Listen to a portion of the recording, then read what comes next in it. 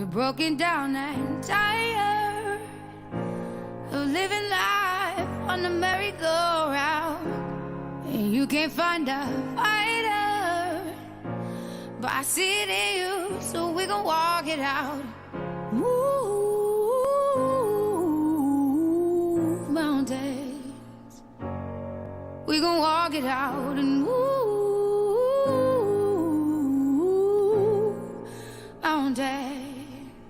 And I'll rise like the day. I'll rise up, I'll rise unafraid. I'll rise up, and I do it 1,000 times again. And I'll rise up, I like the waves. I'll rise up, in spite of the ache. I'll rise up, and I do it 1,000 times again.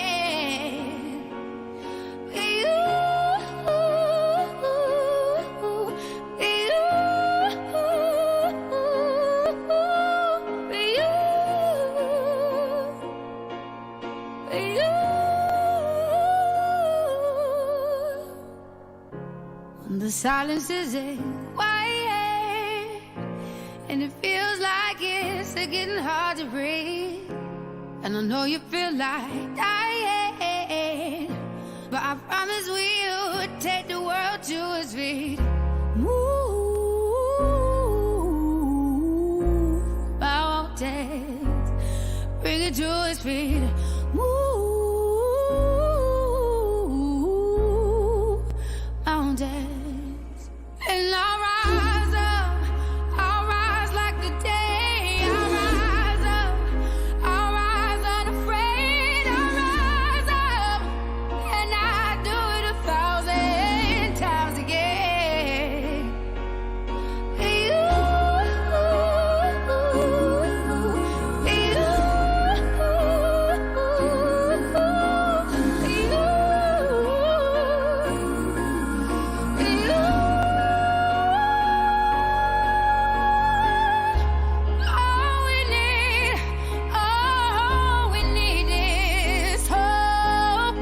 That we have each other, and for that we have each other, and we will rise, we will rise, so we'll rise, we'll rise. I'll rise up, rise like the day. I'll rise up, in spite of the ache. I will rise 1,000 times again, and we'll rise up. I like the waves. We'll rise up, in spite of the ache. We'll rise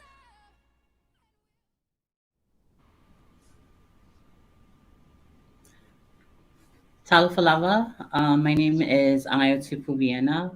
I am zooming in or coming to you virtually on the unceded territory and lands of the Duwamish and Coast Salish people. I want to pay our respects to their elders, past and present, and to honor the land that feeds us, especially as folks who are settlers on this land and who continue to benefit from the land that we work and play on.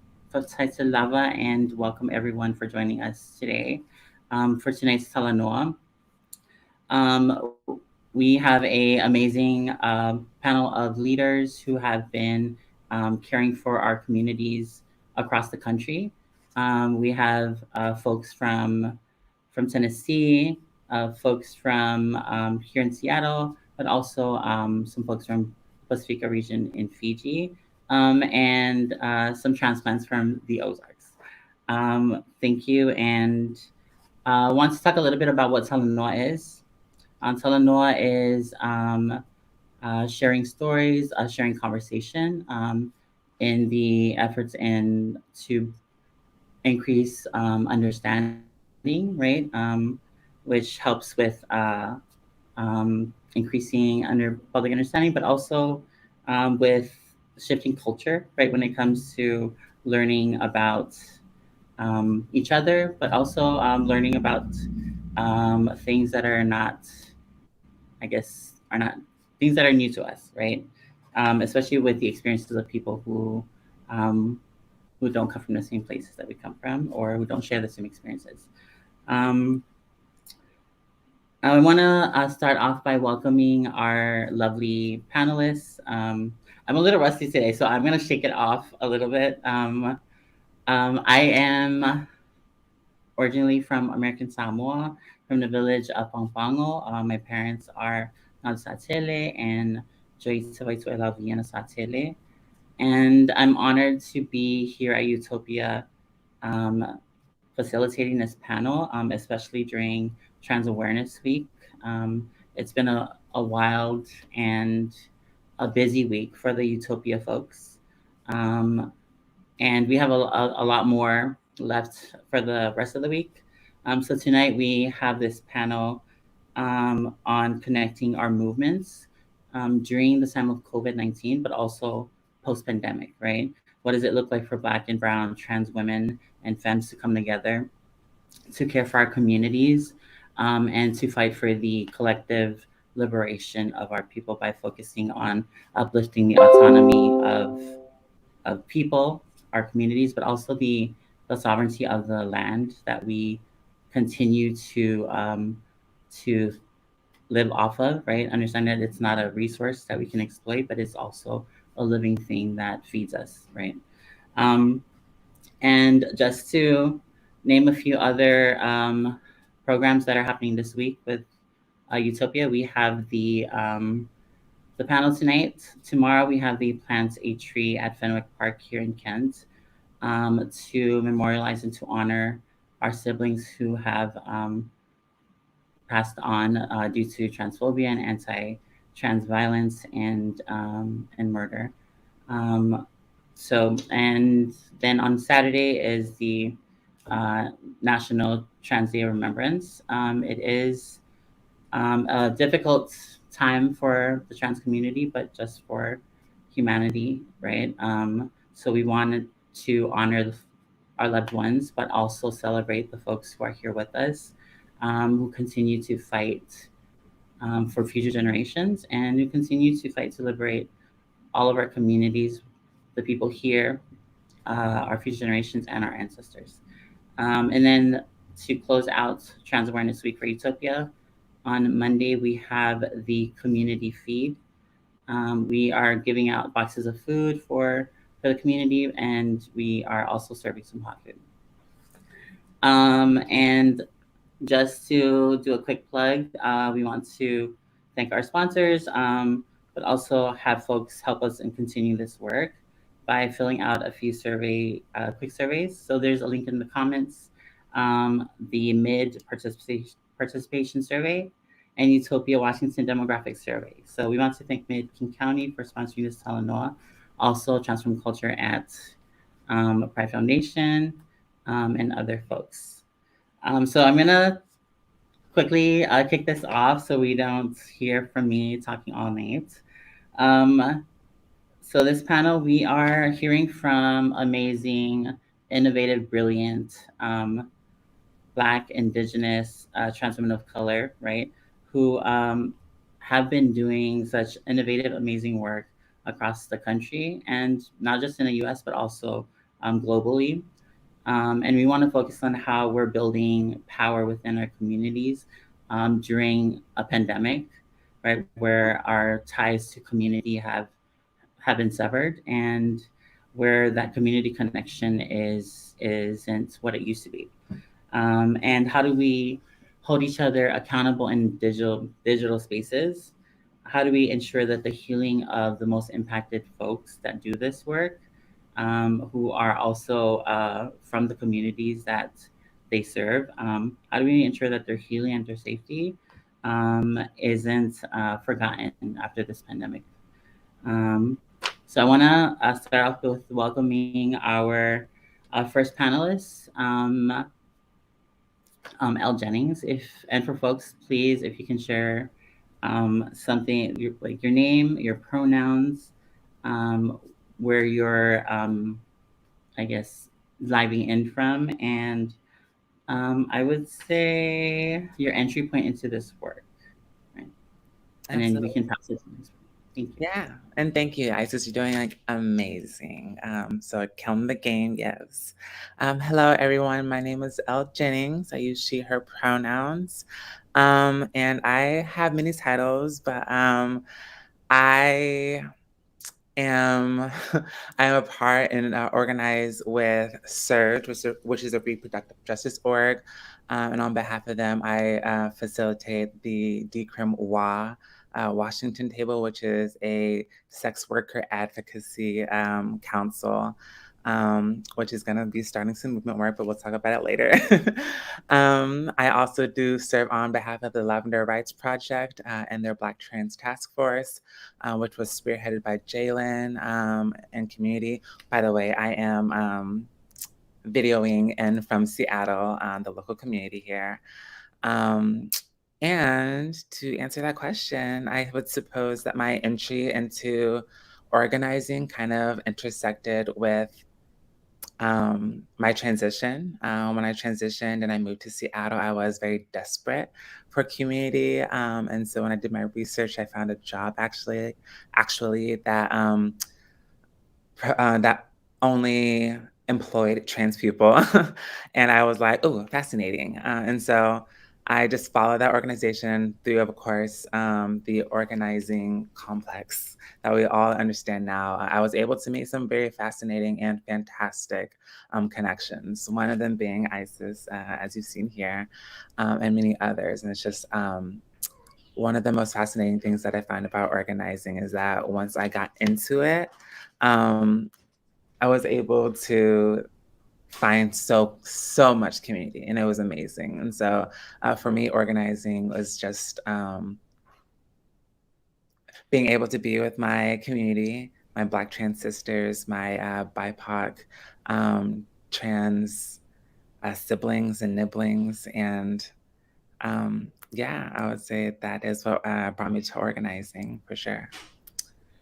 And I think I would like to pass it to the next individual. I think it's going to be Marique. If you're good, come forward, sister. Thank you. Thanks for having me. Elle, I really relate to so much of what you shared because now that I'm new to Seattle, so much of my journey right now is about finding sisterhood. So like this program right here is the start. So excited. Thank you, Utopia, for having me. So my name is Marique Jensen. I'm an artist, an activist. I've been a youth organizer. I've been doing work within LGBTQ communities for about 20 years. And I also, I guess, have kind of more recently become known as such a big buzzword. People love to use the word like DEI, diversity, equity, inclusion everywhere nowadays. But I've been doing DEI work, since my start of my organizing. And so I'm from St. Louis, Missouri. I went to school in Chicago and lived in Chicago for 10 years. And then I went back to St. Louis, and then I was in Kansas City, Missouri most recently. And so I run currently, I'm the founder and I'm on leadership of Transformations, which is a Midwest trans and youth organization. We specifically have pivoted to be really explicit and uplifting trans young girls of color.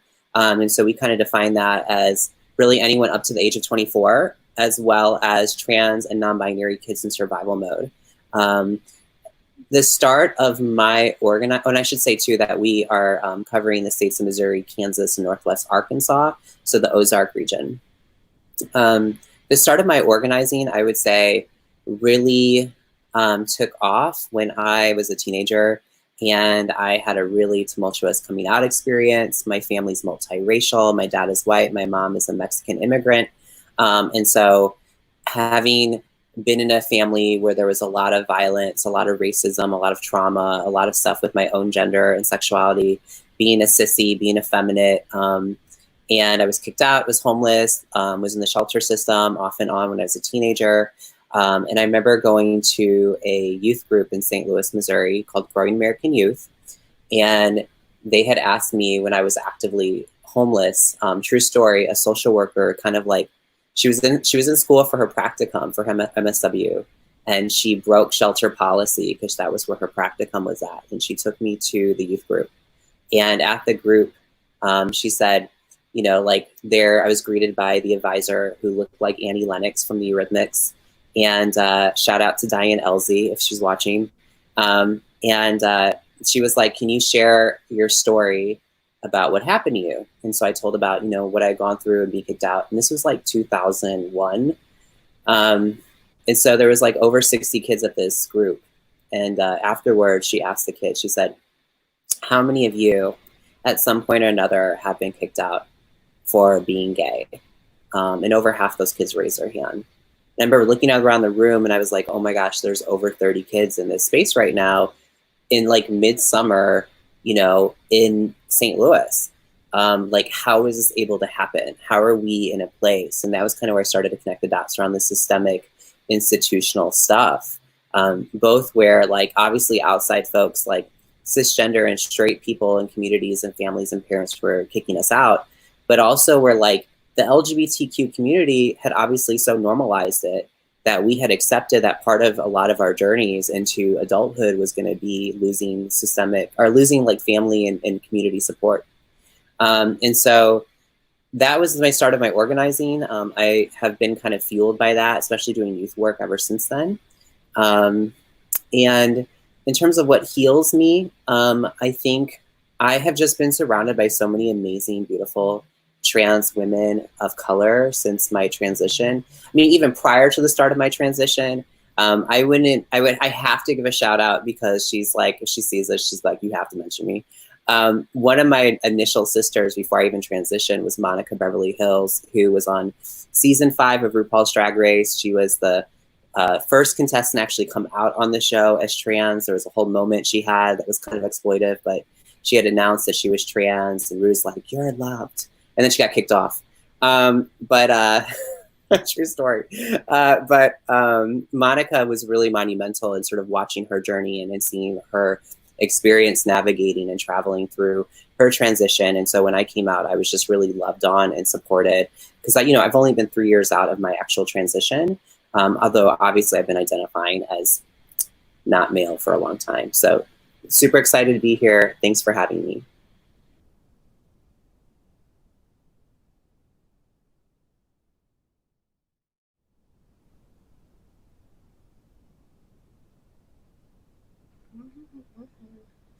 Hello. I'm Kayla Gore. My pronouns are she and her. I'm grateful to be a part of the Talanoa event today, celebrating and commemorating Trans Awareness Week.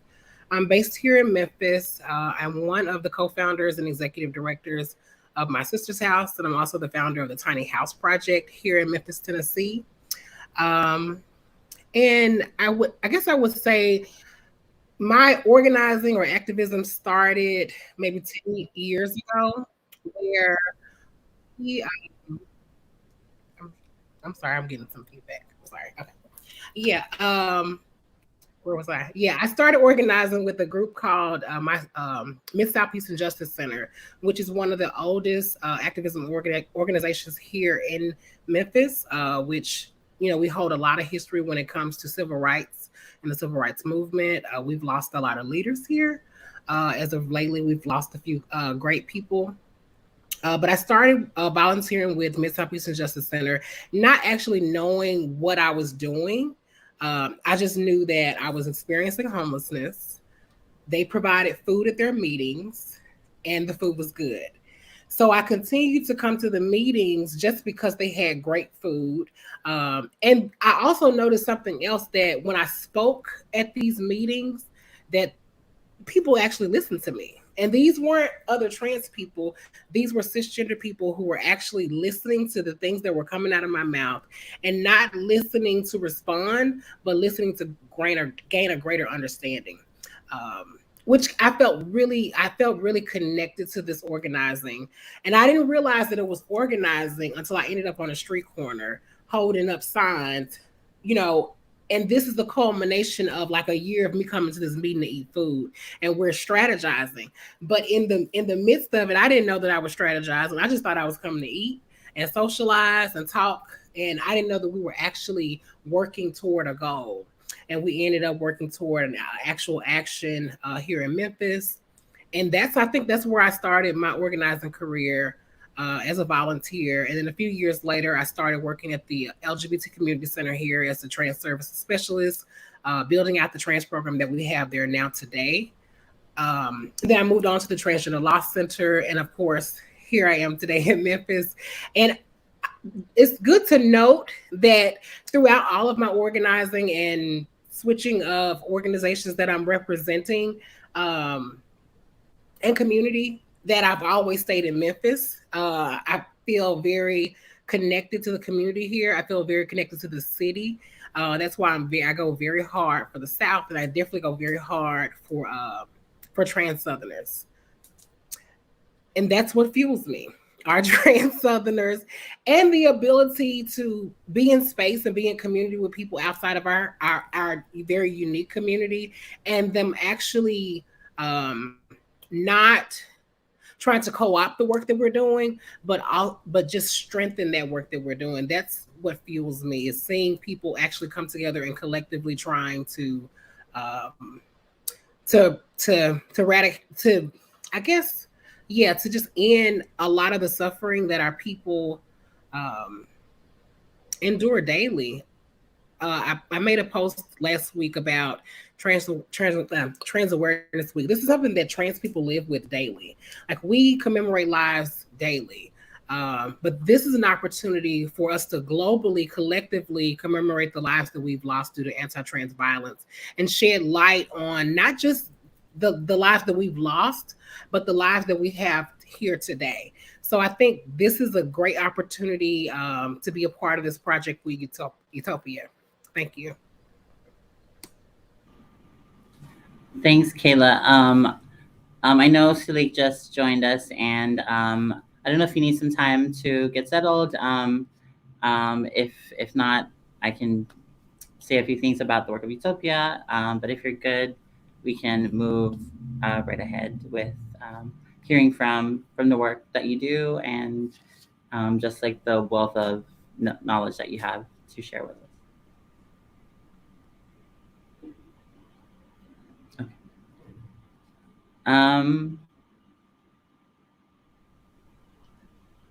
I think your connection's a little slow. Do you want to type it in the chat? But also, I guess I can go ahead.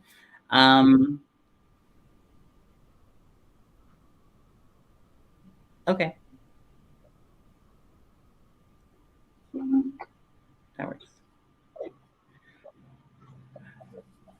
So a little bit about the work of Utopia while we're still trying to work through some internet and technical issues here. Utopia was founded in 2009 by Fa'afafine pioneer, the lovely Taffy Ma'ina Johnson. Started as, seeing that there was a need for Pacifica folks who were making a long trek from the Pacific region to Washington to seek opportunities for employment, higher education, just to find spaces where they can belong, especially for some folks who did not find any economic opportunities in the islands due to their gender identity. But once folks got here, it was even harder, right? Having to deal with transphobia, but also with racism, right? And so a lot of folks were either engaging in sex work or engaging in hard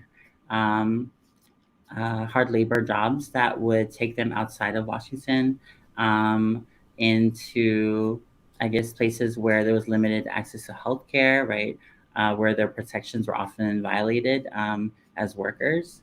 So Taffy created this space as a Fafafine, um,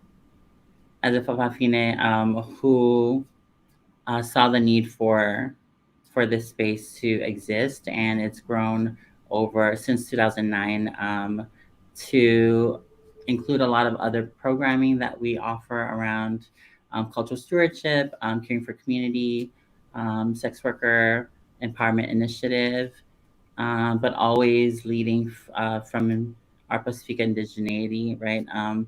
And always focusing on building relationships that have depth. And okay, yeah. And I didn't share a little bit about earlier. My pronouns are she, her. I'm Tupu Vienna. Folks know me as Isis. Entry point into this work, someone who was accessing services at Utopia. When I moved here from Vegas as someone who was working as a sex worker, someone who was an active drug user, then and someone who needed support, right? And when I moved here, Utopia offered me a place to find family, offered me, a place to stay, but also access to jobs, right? And I feel like I would not be here without the love and care of my Pacifica family and of sex workers. So I want to honor them and honor that history and honor Taffy, who is someone who's created a movement of Pacifica organizing, and not just here in Washington, but across the country and across the world. So I think that's enough time, right? If we can hear from Sulik. So the question is, if you can share your name, pronouns, what heals you, how you got into this work, and yeah.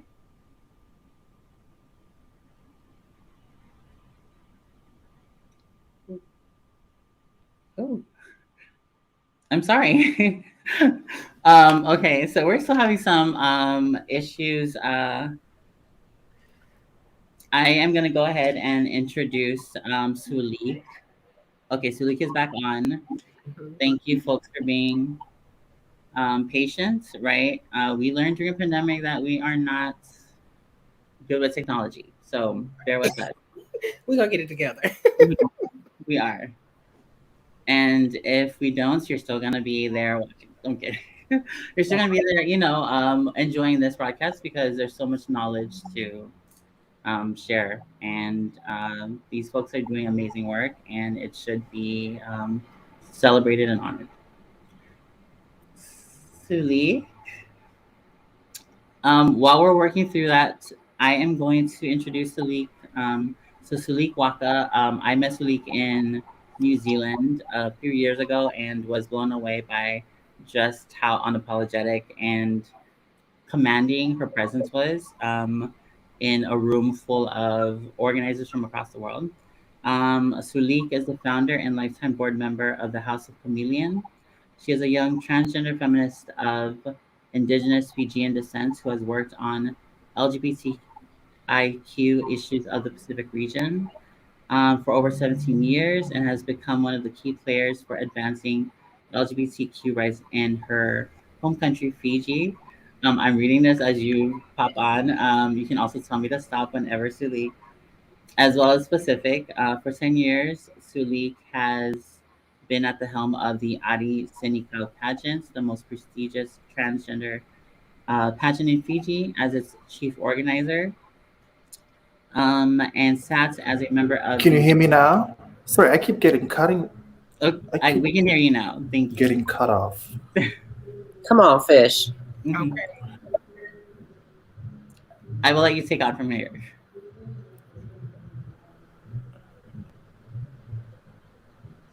Can you hear me, Sulik? I read half of your bio, so I can keep going, or you can. I need a cue. Am I supposed to go now? Yes.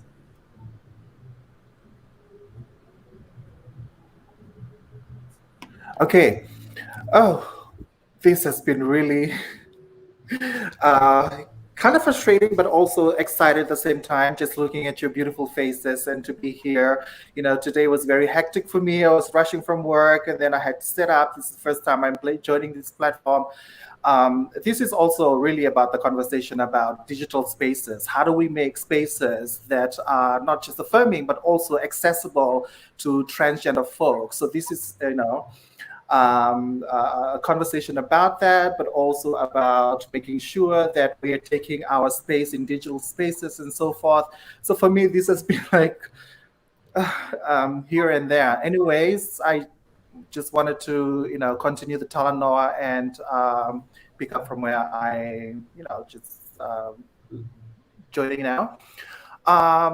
Pretty much, I never dreamed about, just never thought about at a younger age about joining any movement. In the Pacific, there was no LGBT queer movement to begin with. A lot of the organizing activism in the Pacific that did not directly relate to LGBT activism was centered around the HIV response. And in the 90s and 2000s, we had a lot of the resource and development community pouring resources into the Pacific as a result of the response to the HIV epidemic around the world. So as a result, there was this sort of like the birth of the LGBT movement through that response. And later on in the years, then we started seeing these reframing of the narrative, but also reframing of the activism and the organizing landscape throughout the region, but also throughout the world, that not only centered around the HIV epidemic, but also looking at the different intersectional issues of queer communities like human rights. Human rights, started becoming prominent once the HIV response started, moving around the world, and then people started realizing that all of the issues and all of the struggles of our community were interconnected, that we need to be focusing on the holistic response and not just this particular, situation. So for me, that's how I started off in the movement at a young age. But as I was sharing the other day, how I started in the movement was because of the violence that I experienced as a 16-year-old girl. I was brutally assaulted when I was in high school. I decided to speak out, and I took 6 young boys, 6 men, and 6 senior prefects to court. That was the first time that I ever did a landmark the case. So I decided to take the court to the Fiji Human Rights Commission, and 1 year I won my court case at the Fiji's Magistrate Court.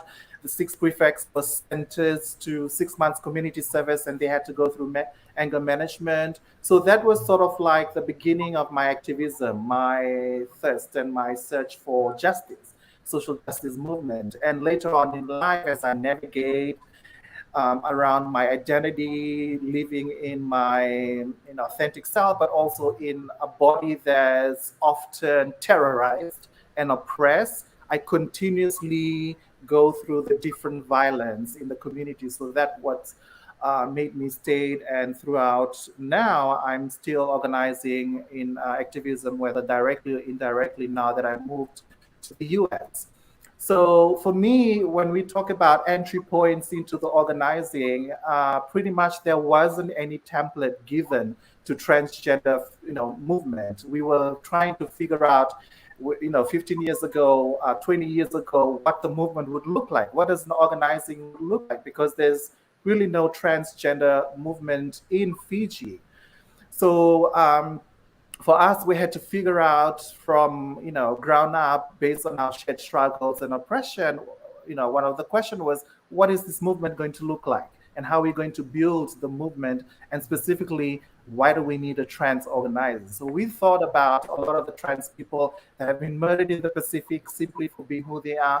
We thought about the many trans women who came before us and were refused a seat at the table. So we had to build a new table that can seat all of us in all our different million layers.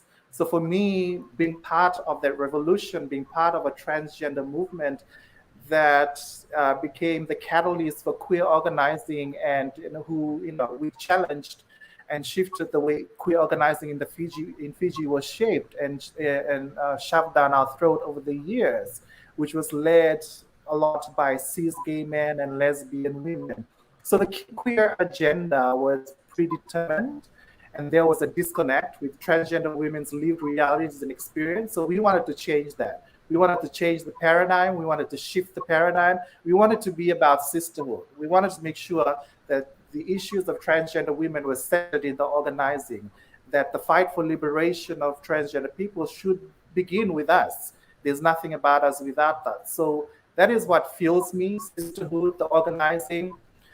And what heals me now as I continue this work is pretty much my spiritual journey with the universe, spiritual journey with God, the supreme being, and in its all definition, the divine grace. It's something that continues to heal me, all my traumas and all my pain. And yeah.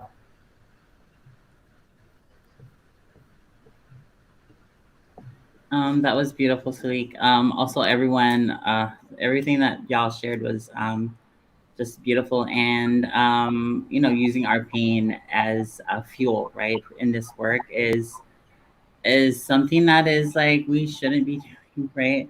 We didn't. No one grows up wanting to be in nonprofit work, but yet here we are, right, doing this not by choice, but the need. Out of the need to care for our communities, not just trans communities, but as trans organizers, we organize for the broader, for all humans, right? Understanding that my liberation is tied in, with everyone else's liberation, right?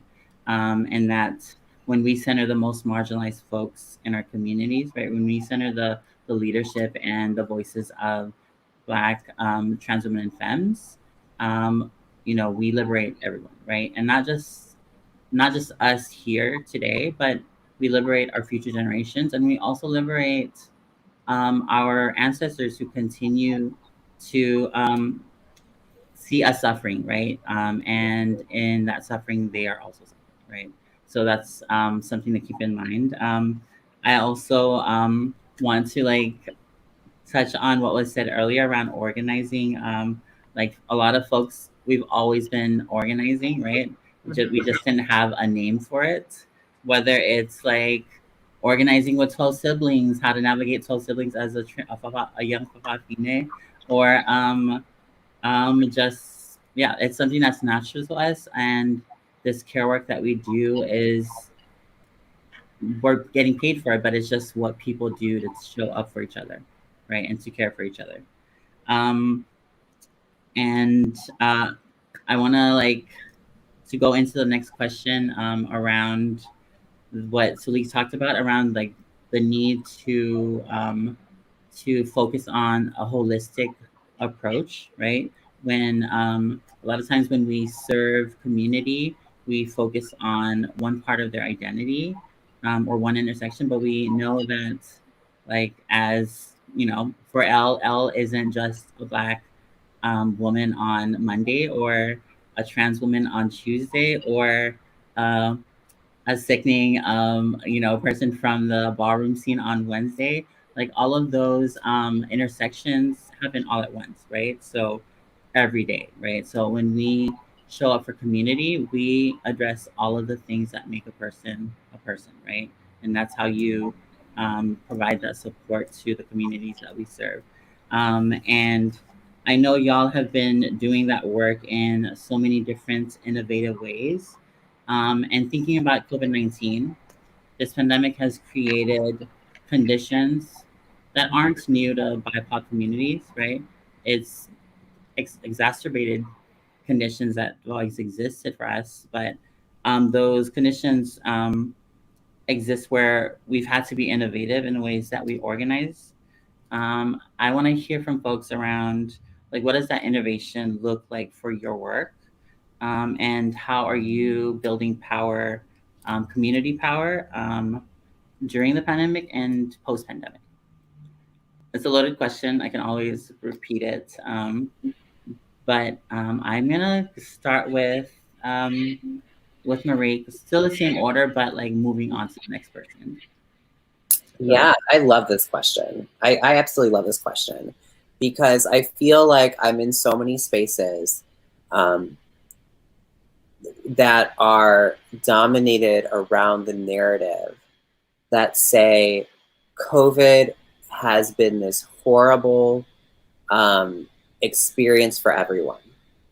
And I don't want to dismiss the reality that the COVID pandemic has obviously killed people we've loved. It has affected lives, it's affected families, it's affected communities. But I also want to sort of just reframe that a bit and say, I think for a lot of, at least like in the Midwest, in Missouri and Kansas, I know what I know, right? So when COVID went down, I was in Kansas City. We also had, right around the same time, only a few months later, we had a national response to the murder of George Floyd. And we had white people all of a sudden caring about Black Lives Matters in a way that they didn't before. There was a lot of white women that I saw doing this sort of performative wokeness and being like, oh my God, I get it, like I care. And I'm sure that for my sisters and for Black folks that, for my Black sisters who are on this call, but for Black folks, like they experience in a way, obviously I would never experience. For myself as a light-skinned woman of color who has navigated communities where people at times will think I'm white or not, and in some ways I don't have control over that. I got to see some things happen for myself and my other sisters. And what that was that COVID, right, brought on the masks. And I saw that actually for a lot of my girlfriends, masks were actually really empowering. Masks were the first time that they could walk into a rural Walmart in the middle of Kansas and not be clocked because somebody was saying that's a man.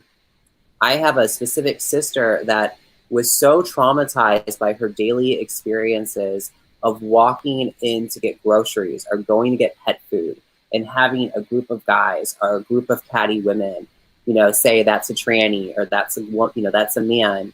And the moment she threw on that mask, she could walk in and out. She could pooch up and down those aisles, grabbing her shit and leave, and nobody said anything.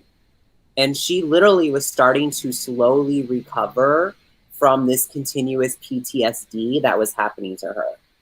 And people were like, oh, I hate the mask. And I'm like, I think for the girls, it's blessing, right? Like so many of us were getting electrolysis and getting laser and our skin was like effed up at times, right? Or we were doing things to like improve ourselves and we could let that hair grow out and not care, right? We could talk to trade on FaceTime and not necessarily have to have on a full beat. And I think that those are moments that for many of us, it allowed us these little senses of normalcy that so many of our cis sisters get to experience, right? I also feel like as in the artistic world, I recently joined the national board of the Theater Communications Group, which is this national organization based in New York that advises all the nonprofit theaters and does a lot of programming. I'm the first trans woman of color, much less trans women they've had on the board. I think, and I was saying this I was in New York last week, and I was saying this at this event there that was mostly centered on BIPOC theater artists. I was like, I think a lot of trans women of color, it was the first time I saw us get grants, get funding, because now all of these places are like, things are inequitable, right? COVID's affected everyone, so let's make this more equitable. Well, in that process of making things more equitable, you're now having some of the dolls get funded for the first time. You're having some of the girls be able to get the funding, get the programming, because we've always been artists, we've always been the creatives, we've always been the innovators, we've always been the entrepreneurs. But now all of a sudden people are like, oh shit, right? Like I just funded 6 trans women of color in Kansas City, but I actually was not intentional in wanting to do that. I only did that because we opened up the pool to everyone and we made it so accessible that now the trans women of color in the Midwest per se can see themselves applying for it because the gates of limitations, the gatekeeping has been taken down to allow them into the room. And so I feel like COVID for a lot of us is a blessing. I know so many women who took time off work who, were able to go get the surgeries and have time to heal and recover You know what I mean? Like, I went through 3 surgeries during COVID, and I know so many of my sisters who were able to get something done.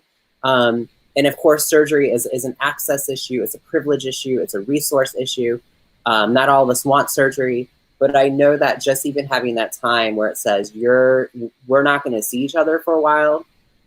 So many of us had jobs that were unsafe. I think that we were able to work from home virtually and be able to get paid to be at home and not be in spaces that were unsafe for us. I know sex work was going through the roof. That's the gag, you know, like they say that we are not supposed to be talking to people, and then you have all the men wanting it more than ever. So many of us were able to have these moments that I feel like go against the mainstream narrative of what is supposed to happen. And I don't say that, you know, in the week of trans awareness and TDOR coming around the corner, not acknowledging the epidemic of violence, specifically towards Black trans women and towards trans Black and Latina trans women. I myself have had sisters murdered in Kansas City. I've been at 4 funerals. It's a real thing. We just had a serial killer caught in Missouri in the past 2 weeks. I mean, it's fucking crazy.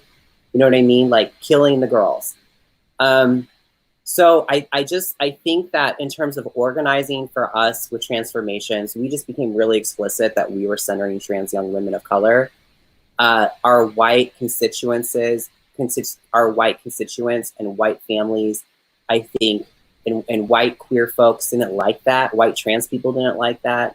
They like this sort of one size fits all model, because if you have a one size fits all model and you say, hey, we're here for everyone, what ends up happening, at least in my experience in the Midwest, was that white folks are used to having resources and white people are used to seeing themselves catered to and centered. So if you offer something to everyone, white people will then go ahead and even like really beautifully supportive white families with white trans kids will say, oh, this is there for us, we're gonna go get it. And what we don't have is like trans people of color actually being like, oh, I feel like I should be allowed that. I feel like I should take that. So we had to become really explicit about being like, we need to serve where the gaps still are. We need to serve where the trauma and the violence is. So we became really clear in how we're moving forward. And we lined ourselves with hiring Black women to lead us around racial equity, redirect us in consultations. We hired Marissa Miller, who is known nationally for leading the Trans March on Washington. She was phenomenal. We did a summit this summer called The Dolls Are Thriving, which was focused on trans women of color in leadership. We had all these amazing folks like Hope Giselle and Dominique Morgan and Brianna Jenkins, Samaya Turner, and just, I mean, there's so many folks that were a part of that. So I like to keep it in that way and say, like, I think that so many of us are finding our voice in the wake of COVID, because I think that the dominant narrative is supposed to be that we aren't supposed to know how to feel about this. We're supposed to be traumatized. And I actually think that when you live in trauma and you have to develop resiliency skills, you got this. So there's a way that we were thriving ahead of the norm where everybody else was like, oh my gosh, I don't know how I'm gonna make my next meal. Oh my gosh, I don't know how I'm gonna get through this. And we're like, oh my God, for the first time ever, I feel fucking normal, right? Like, so I think that there was something happening there around that. So I'm so excited to hear what you all have to say about that. I mean, I'll just add a little bit. I really appreciate the fact that you brought up like what the mask did for trans people and safety. But I also want to touch on like when the world opened back up for the first time. And there was this sudden huge increase of violence against Black and brown trans women. And it was because some of the masks were coming off. So it really all makes sense that there was a lot of normalcy, because I know a plenty of days I left the house with my mask on, like I ain't got to put on no makeup. I ain't gonna get these little white hairs. I ain't gonna pluck them today. You know, like I'm just gonna let it be what it is. But in the back of my mind, because even when guys approaching me, they still want you to take off your mask. They want to see who's behind the mask. And it's the same way with us. I would always be like, this person might not have no teeth in their mouth. You know, like, and it's not a bad thing, but, you know, I would prefer my person to have at least 27 out of the 32 that we're supposed to have. But I have met some people like that.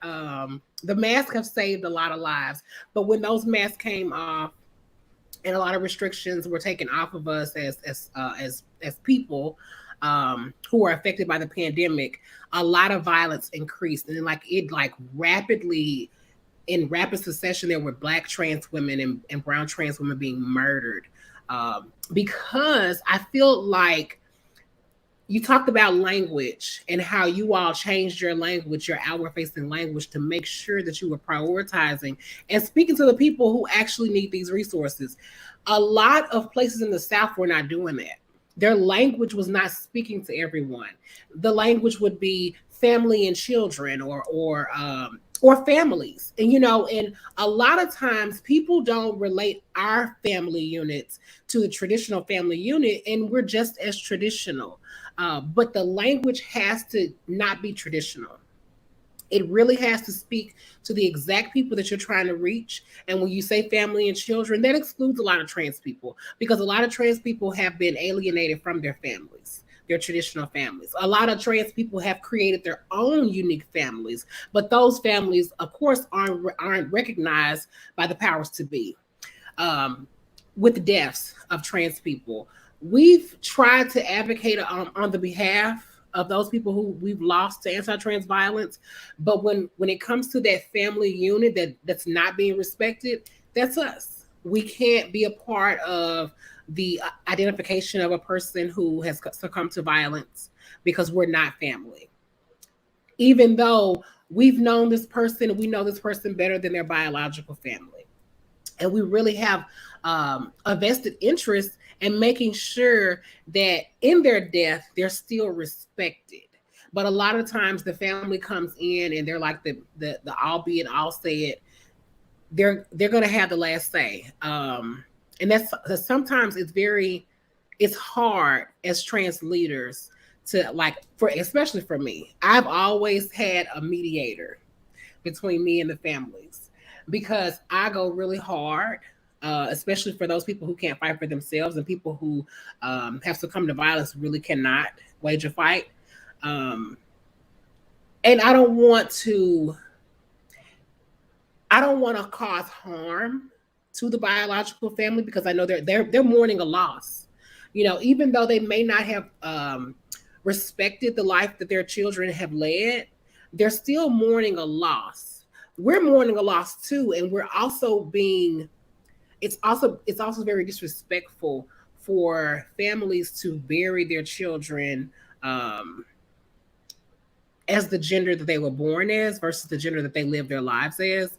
It's very disrespectful in that sense. But yeah, I just wanted to touch on those two things, that there was a huge and significant increase in violence. This is one of the deadliest years for trans people to date. And I do believe that the pandemic weighed heavily on this being one of our deadliest years. Trans people were blocked out of resources, which meant we had to go harder. As Marie said, we had a lot of people, a lot of clientele. People had a lot of extra money. People had a lot of extra time on their hands. OnlyFans was blowing up every day. But that still put a strain on a lot of trans people, because within our community, we have some people who are not as vulnerable, and then we have some people who are really, really vulnerable. And I'm just going to say this. I don't know everybody personally on the call, but we're a part of that group of folks who's not as vulnerable. And we have to always take into consideration those people who are not getting $300 and $400 dates that can, tide them over for a couple of days. Some people literally have to grind every single day, sometimes 24 hours a day. And then you couple that, like you said earlier, Isis, about the different identities that we carry. You couple being Black, you couple being trans, you couple living with HIV, you couple being a victim of intimate partner violence and non-intimate partner violence. You couple that with not having or being estranged from your biological family. That causes a lot of problems for people. And we rarely talk about substance misuse when it relates to our community, because that's a big thing. And we always associate substance misuse with past trauma that hasn't been processed. So one of the things that we've done during the pandemic is added services for mental health services to our members of MSH, because we have to address those issues of trauma that happen in our childhood, that happen in our adult life, and that will continue to happen. We have to be able to like maneuver through those things. And I'm going to not take up too much time, and I'm going to pass it to someone else. Take all the time you want.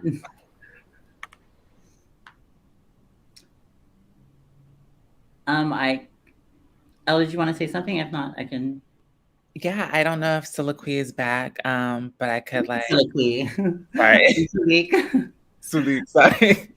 Yeah, I think Sulik is like in and out, still dealing with some connectivity issues, but we can keep it going, right?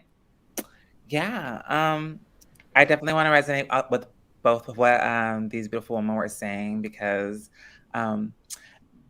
while I didn't give it a whole lot of thought, and I want to honor it, like Marie, that whole analysis on the masks, I was like, damn, she's good. Like, that is so right. Like, and even for like basic needs stuff is what kind of what I thought you were referring to, just like stepping out of the house, doing your errands, not having to do all of the minutia oftentimes, especially for like the girls, it takes for us to be gender affirming. But you damn right, Kayla. It's like 2021, almost 2022, and it's like the deadliest year specifically for Black trans women. And so when bringing up this question about like how kind of our organizing shifted because of the pandemic, I mean, like, yes, along with everyone and their mama, all these organizations got money, got trickle-down money, got overly resourced. And not all of them, but a lot of folks did, and I apologize. A lot of nonprofits were resourced through cities. And Seattle, I wanted to note that as well. And beyond like financial aid, which was like a lot of folks' requests, a lot of people's needs, when it came to connecting with community, that's where the biggest struggle came. And speaking as a member of the Black trans community, like feeling isolated and being isolated are some of the biggest threats to mental health, for sure, in our community. And so and so when the pandemic hit and everyone was forced into isolation, like it was kind of like a double down kind of deal for a lot of Black trans folks, having to be stuck at home still without the access to a lot of the stuff that they barely had access to safely. And so I think a very inventive way that I know me and some of my other local organizers how we got inventive, sorry, was being creative and also just being knowing how to flex the margins, I would say. So when a lot of the bans started repealing and coming back up, and things started opening back up with mandates and they call it occupancy rules, or be outside and whatnot. Each time there was a different change in the rule. So I'm thinking to like the ballroom community. As soon as we were allowed to like gather outside with 50 people or less, threw a ball on. And I was like, not this past Halloween, but the previous one. And so it was like butt cold. We had partnered with folks who were doing like COVID tests. It was just like you organized around what you could do. So yeah, I think that hopefully answers the question. And I want to make sure that I'm honoring time. I love like sticking to time constraints. I don't. Nice. We have a bit of padding, and so we'll move on to the next question. But I want to cover like talk a little bit about the flip side of like sex workers during the pandemic, right? We know that with the pandemic, folks their money was cut off, right? People weren't allowed to work, and people weren't allowed to work out of hotels. And for a lot of trans women who are houseless, right, don't have the weren't working on the streets because of the added layer of their trans identity and the danger that comes with that, right? So a lot of folks were now engaging in risky behavior because the clients, the dates were playing the girls against each other and offering like less money, right? And for folks who are in survival, girls were doing what they needed to do to survive, right? Especially if you're someone who's houseless, you're someone who is a drug user, um, and someone who is poor, right? So all of those things were happening during the pandemic, and the folks who were benefiting the most from sex work were not folks who are most impacted, but folks who were not even sex workers, right? Like now everybody and their mama were a sex worker, and wanted to carry on this name or this identity, yet did not want to show up for sex workers and fight for the safety and autonomy of sex workers. Also with philanthropic organizations who are doling out money as if, they were a casino. During a pandemic, we know that Black and brown trans women have been innovative and have been resourcing and feeding and housing our communities with like money from sex work or money out of their own pockets, right? We know that from our trans sisters, Marsha P. Johnson, Silva Rivera, and that is something we continue to do even before the pandemic, and that we pushed philanthropic or funders to recognize and to be innovative in doing that work. And it took a pandemic for them to do that, right? So, and we know that after this pandemic, things are going to go back to the way it was as far as like restricting money, right, that our communities need.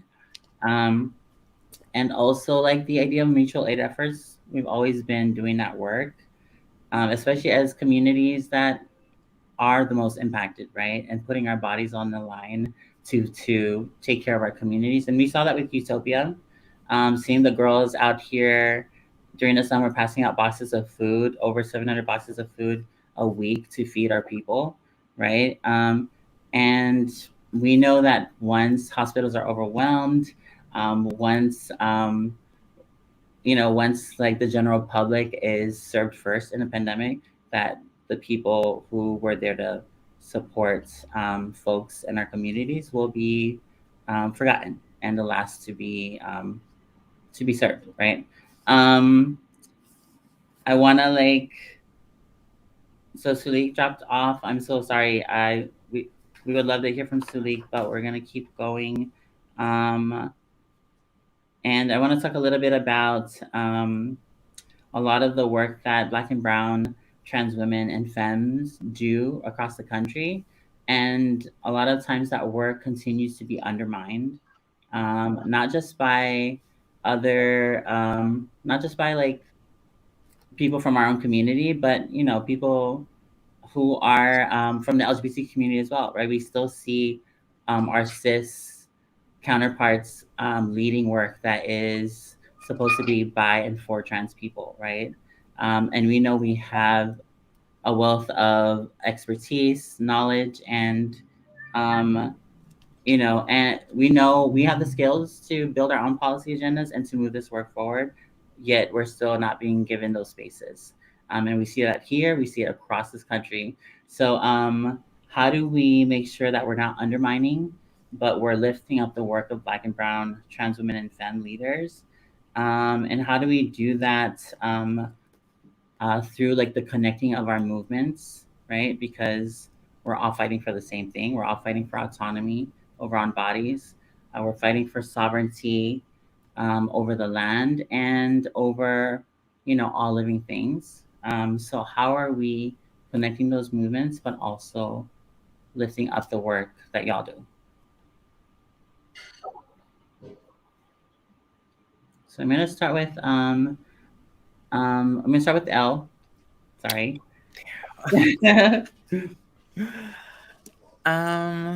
Give me 1 second.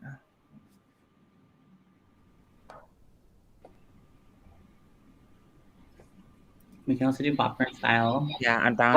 I can jump in really quick. I was going to say with that was the ways that I see it being undermined, and really simply is that so like I run a Midwest trans youth organization. We have a lot of people reach out to us and email us and say, hey, I'm, looking to start a trans youth group in rural Missouri, rural Kansas. And these aren't like other trans women of color, right? These are like white cis people, like who are like within statewide agencies, like children's services. And they'll be like, hey, we're trying to start a trans youth group.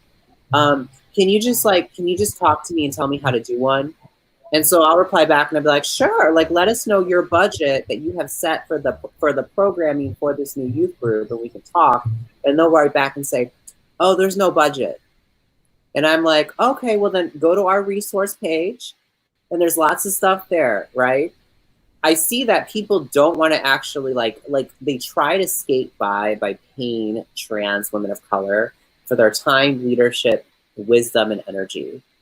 We should not I mean, I say this, and of course I come from a place of privilege in a lot of ways right now with support, but I don't want to see my sisters, ideally, I don't want to see my sisters doing free work.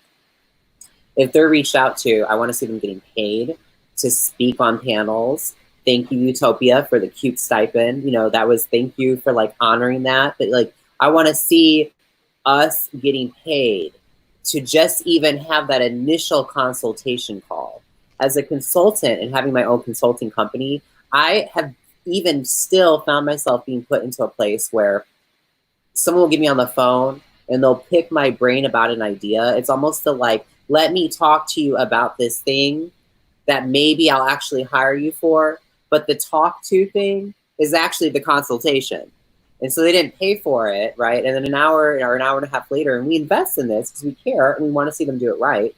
We've spent all this emotional time and energy and wisdom that didn't get paid for, right? Which I think is another reason, going back to sex work, that I think sex work is in some ways really empowering because there's a clear start and end. And I think that sometimes in this world of nonprofit, industrial complex, and businesses, and people doing DEI work, and people wanting trans panels, and people wanting you to show up for a pride event, there's not really a clear start on when the work happens. And I would say that for anyone watching, you can get paid to do this work, right? The money's only gonna pour in more. They're only gonna be wanting us more and more and more. So knowing that the moment that contact starts, if you decide what it is for you, for me, it's like, if you're not a trans person of color, if you're not a sister, there's going to be a very clear, I'm going to treat them like they're a client, right? Like, hey, Cash App, PayPal, right? Here we go. This is what you got to do. Here's the rate. Let me know if you want to proceed. Boom, done. So I just want to encourage folks to lean into that. Yeah, I think the other side of that is to yes, people are paying trans women to to contract, but also they're paying them enough money where why don't you just hire me and give me benefits, right?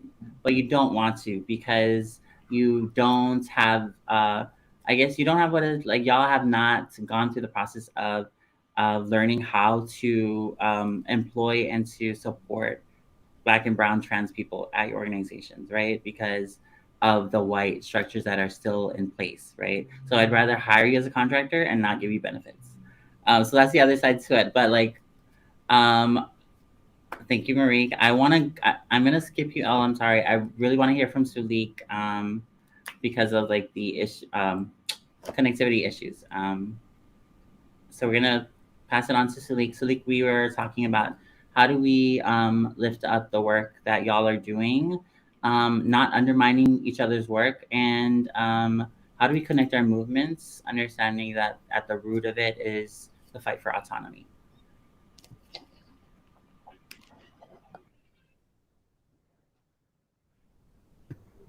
Hi, thank you. I feel like the whole session I've been trying to do some IT troubleshooting and I keep going back and No, I know. Oh. I think the next time she pops on, I'm gonna be like, girl, you can keep your video off. We just want to hear from you. because like the world needs to hear from Sadiq. Yes. So I'm gonna go to you. No, she's always a good, backup girl. Yes. No, just speaking to like how we connect our movements.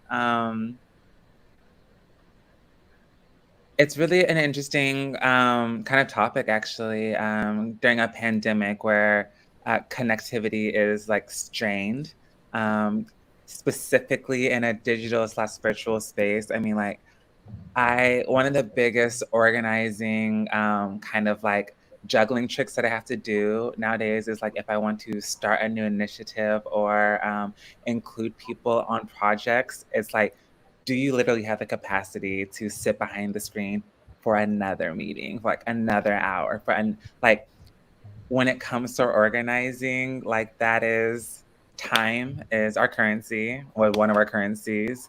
Our stories is another, but like being able to honor and respect each other's in the organizing space has just become like a huge topic of discussion or conversation. And I think also, and when I think about this question, I kind of think about like my specific organizing spaces, like the different nonprofits that I'm a part of, and how we are utilizing the pandemic or like this space in the pandemic, the space the pandemic has provided us to do a lot of like internal work, a lot of internal like, yeah, we are still pushing out, direct services, still getting connected to community in the ways that we can. But like now we see each other on a Zoom screen every single day. And like, how do we operate around those dynamics? And so like relationships have been strained during the pandemic. A different style of like how we communicate as organizers has been developed. I think also like a huge centering for both collective healing and like individual healing has been like ultra stressed in this environment. And so like leaning on those, I definitely think that those are ways that we collectively are joining our movements through shared experiences, shared organizational experiences.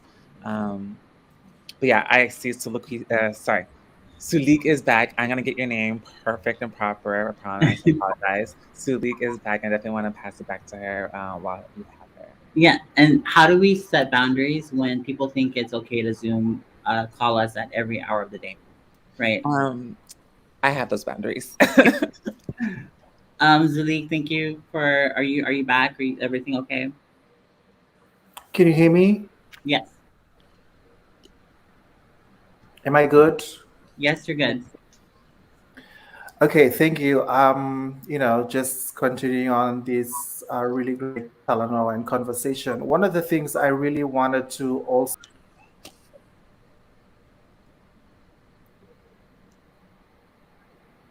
It's okay. And also, Isis, I wanted to mention, like, I don't think we have access to like turn off our video. Oh, okay. I should know this as someone who is. Okay, this is like a new platform. Trust me, I checked the camera. I was like, can I cut this off for a second? Nope.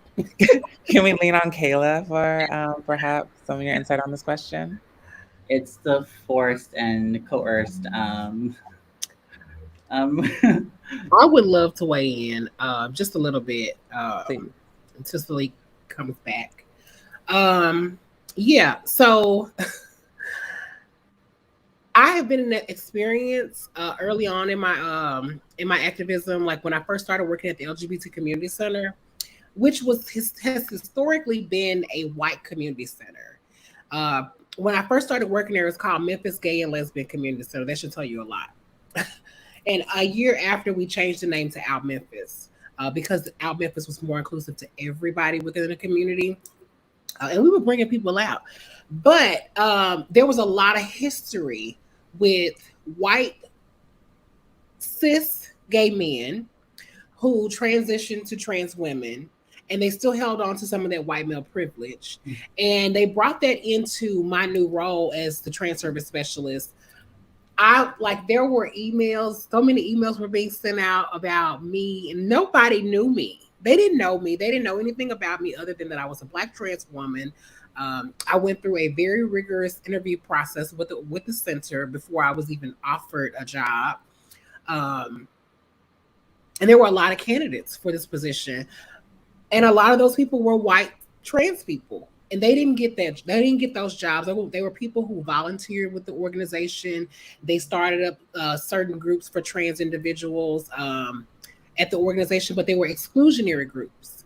They excluded sex workers. They excluded Black and brown trans women, and it was a white trans club, where they would meet up. And it's any other social group, but they were sending emails. And they were sending emails to the board, to the executive director, all of the people who approved of me being hired there, mind you. But they're sending these emails, and my ED would take me off the emails, and then they would CC me back on the emails because they wanted me to know how they felt about me, that I did not represent them, that I was Black. They want to make sure people knew that I was Black. And I was like, oh, I think they know I'm Black. And they should also know that I don't represent you. I couldn't represent you. I'm here to represent the community that has been excluded from the center beyond the trans community. Mm-hmm. That's what I'm here to do. And I'm not here to represent you if you don't want me to do that. And I tell people that all the time, that trans people aren't a monolith, and that we are very unique and different in so many different ways, not just the color of our skin, but that is a very big determining factor on the outcome of our lives, or if we have a great outcome. But I just wanted to shed light that the tides have changed. Not as swiftly as we need them to have changed, but the tides have changed, and we do have a lot of cis people and white trans people stepping aside, and they're turning in their volunteer keys. They did that too. They turned in keys to the center. They resigned as volunteers. They tried to make my job very hard and difficult. And after my first year, I had white trans people coming up to me saying, I'm sorry, I tried to make your job hard, blah, blah, blah. And I'm like, I'm oblivious to you doing anything to hinder anything that I've done here. So, but I appreciate you coming to me and saying these things. And now you're supporting me in a supportive role, which makes me feel like the tides are changing, and people are stepping aside, and people are not continuously undermining our work. We've had people like Caitlyn Jenner come and try to, paint this picture of what our community looks like. Mm-hmm. But I think collectively, through a lot of organizing that me and you have been a part of, Isis and Elle, to normalize the lives of normal trans people, not people who have access to all of these different resources, but people like yourself and myself, who have really been in the trenches and who have really gotten it out of the mud. I think the tides, I want to just say the tides have changed when it relates to people undermining our work, and a way that people can support our work is by what they've been doing throughout the pandemic. It was mentioned that there was this windfall of money being dumped on and resources, not just money, but resources dumped on trans organizations and trans grassroots organizing. But the thing that came to my head was, where was all of these millions and gazillions of dollars 10 years ago? Because we were still dying back then. And I have to be like, well, don't dwell, Kayla. Just be happy with the now. But I still have to acknowledge history. And that history brought us to the day that we are here today. A lot of people were resourced. At the beginning of the pandemic, our budget was $37,000. That was including staff. That was including programming. That was including resources like name changes and gender marker changes and access to HRT. We literally took that $37,000 and made magic happen. And in a year's time, our budget was at $500,000 and trying to push to $1 million. And that was because people, as Marie said, they were being performative. They were being very, very performative, like, oh, you can take over my social media account and you can do this thing. And I'm going to tell my friend with all this money to give you some money. And I'm like, I appreciate that, but we got to keep that momentum up. And we also have to acknowledge the fact that you didn't do this last year. And you didn't do this the year before that. And you still have these same connections. And a lot of people have went stealth on the movement. They have not put in the work that they said they were going to put in, and it's been very performative. And a lot of times when I'm doing speaking engagements like this, people ask, what could we do as individuals? What could we do? And the thing that is very consistent with me is consistency. You have to, if you're a volunteer, if you're a donor, if you're whatever you are to the movement, wherever your niche is, whatever it is, you have to be consistent. If you're going to be a hater, consistently hate. So we know, okay, girl, you know, she coming and she going to hate. We just need to know that you're going to be consistent with whatever you're doing, because that makes our movement weaker when we can't rely on you. And it also makes it weak when we think we can rely on you, and then you become unreliable. So that's one thing that I always like to leave people with, is that no matter how much money you donate, we just need you to consistently do that thing. No matter how many volunteer hours you provide, we need you to consistently do that. And I go by consistency in every aspect of my life, romantically, professionally, whatever. If you're consistent, I feel like I can rely on you and I can count on you, and I can lean on you when I need to be when I need somebody to lean on and things like that. So yeah, I want to leave it there. Yeah, we need access to the Gatian. Yes. No, I actually kind of had like a follow-up with Kayla, and I was just very, very curious when you were speaking of like how folks were only now just like investing into the movement of when you had connections, you know, in previous years, but calling attention to like how much of that, as like a Black trans organizer, how much of that support intersected with BLM, like an immense amount of that. And so when we're talking about like connecting our movements, yeah, we got to connect with our other trans folks of different everything, but like specifically as Black people, there's so much divisiveness. Yes. Like, and it even played out in Seattle. It was wild. There was a huge rift in relation to the Black Trans Lives Matter movement and the Black Lives Matter movement. And it's sad that we're saying that they're two separate movements when it should be collective. But it was said earlier that a lot of the times that gay and lesbian people were out fighting for their rights, trans people were hushed and shushed and like, oh no, we're not gonna talk about that right now. Let's go and get this marriage equality, and then we're gonna worry about the other stuff. And there was no worrying about the other stuff, because when they got that marriage equality, it was over with. I can marry this person and I can get put on their life insurance policy and their health insurance. I'm good. To hell with them trans people. They'll be okay. They'll reap the benefits. It's their majority rules, minority favor thing. No, that's not how this works. This is not a monopoly like that. What we need are equal rights. We need equality, and we need equity in everything, in every aspect. And that's what the trans movement acts of the Black Lives Matter movement.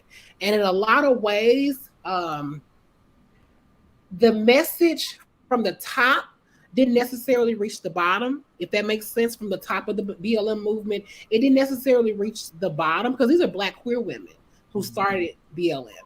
And here in Memphis, it's run by Black queer women. And there was a rift here in Memphis, and I went live about it. I was like, I'm fed up. I can't do it anymore. And people thought it was about masks and a mask mandate by one of our county commissioners, but it was the respect. It was more so about the respect for me and the disrespect for my community, that we had elected officials making promises to our organization to provide us with masks, because they were enacting this mandate, this ordinance of people having to mask up, which I'm in support of, but I'm also having to think about those people who are on the ground, who are doing sex work, who don't have any means of resources to buy masks, and they can't just wrap a shirt around their face. I made an hour post about that, and there are a lot of elected officials locally on my page, and they would come on and they would say, "Oh, we're going to give you some masks and blah blah blah," and you don't offer things to me for my community, and you don't make good on it because I pulls up. So I, and I'm like, and our elected official is very connected with the Black Lives Matter movement. She's best friends with one of the leaders of the movement here in Memphis. And it caused a rift between all of us. And what I realized was that it made me think about tokenism and how that affects our community when that token, if there's a token and that token is like ripped away from this thing, that took us and put us in a position where we didn't have access to a bail fund, so we had to create our own bail fund because we were working with the Black Lives Matter movement and the national bailout in order to bail out trans people and LGBT people. So it was like, this is not, and it was a personal relationship with me as well, because these weren't just people I organized with. These were people I lived in close proximity to, who have been to my home and I've been to their home. And to feel the weight of my community and to see posts from Black and brown trans people saying, I ain't coming to no protest, because those are the same people who are going to demonize me. Those are the same men who are going to shoot me down and stab me and beat me and not like boast about being in a relationship with me. And it came to a head. Like, this is not something that just happened overnight. It had been festering. And during the pandemic, where people were all focused on the screen, it just became a combustible thing, and people were furious. And I couldn't be a leader and say, well, no, we still need to come and show up, y'all. I couldn't do that. I would feel like an outsider on my own community if I were to tell my people, we still need you to show up. We know they're gonna kill us. We know they don't like us. We know they think we're demons and all that good stuff. But I still need us to show up. In hindsight, we started our own organizing. Like I said, we started our own bail fund. We wanted to just mirror what the resources were that they had, just in the event that things happened the way they happened, and there was this big rift between the two movements. And then there was like this all Black Lives Matter or no Black Lives Matter. And it was like, why can't we say all Black Lives Matter? Mm-hmm. Why can't we be inclusive of our trans brothers and sisters and siblings? Like, why can't we show Tony McDade in the same light that we show George Floyd? And having to be the person, that's a lot of weight, Elle. Having to be the Black trans woman in the room saying, hold on, y'all ain't giving my brother Tony McDade the same weight that y'all gave George Floyd, because it looks divisive. Yeah. And it creates a atmosphere of divisiveness, because of the simple fact, 9 times out of 10, it's probably a handful of us in a room with 100 other Black Lives Matter activists. Mm-hmm. And when we're a very small portion of the group, of the majority, the things that we say are trivial, and they can come off as divisive, in a sense that, well, are you saying George Floyd is not worthy of this and Tony McDade is? And I'm saying that they're both worthy, mm-hmm. that we're all equally worthy, or that we at least should have that mindset that we are all equally worthy of the same commemoration of our lives, of the same justice that we're seeking, and being portrayed in media in the same exact light. I just wanted to just touch on that, because the Black Lives, I'm glad you said that, Elle, because that's a question that a lot of people try to shy away from, especially after it's happened. It's like that taboo thing in the Black family. Oh, we ain't gonna talk about that. We ain't gonna talk about Uncle Henry. We ain't gonna talk about what he did back in the day. And we have to. That's trauma. We have to process that trauma in order for us to move collectively. And we're not there yet, because no one's really addressing it. Like, there have been table talk and Zoom talk, but we really need to bring it to the front lines. And we really need to have leaders of all of these movements collectively come together and say, we messed up. We left y'all out in a lot of different ways. And it might seem minute, like, oh, you're not posting trans people's deaths on the Black Lives Matter page, but you're posting all these cis people who died. And that it seems small and it seems trivial, but me as an activist, and I'm working or I'm organizing with you all, and I'm feeling as though, like, if I were to die tomorrow, are they going to do me the same way? Mm. Will my life not mean as much as a person who is of cis experience? Like, that's a hard question to have to ask. And then it's also a harsh reality when I have younger trans people telling me what I already know, that they're not for us. Mm-hmm. They're not against us, but they're definitely not gung-ho 100% down and out for us, and that our lives don't hold the same value. Had that been the situation, trans people shouldn't be stressing about Trans Awareness Week and planning events. Mm-hmm. We should have Black and brown allies supporting us in all kinds of ways, and not in an undermining way. But they can support these events commemorating our lives and not co-opt it. There's a lot. I heard about a lot of partnerships that you all are doing with just this particular event here, and I think that's great that there are organizations outside of our organizations that are very interested in, and they're being intentional. They're not just popping up the week of and saying, hey, I want to do this thing with you.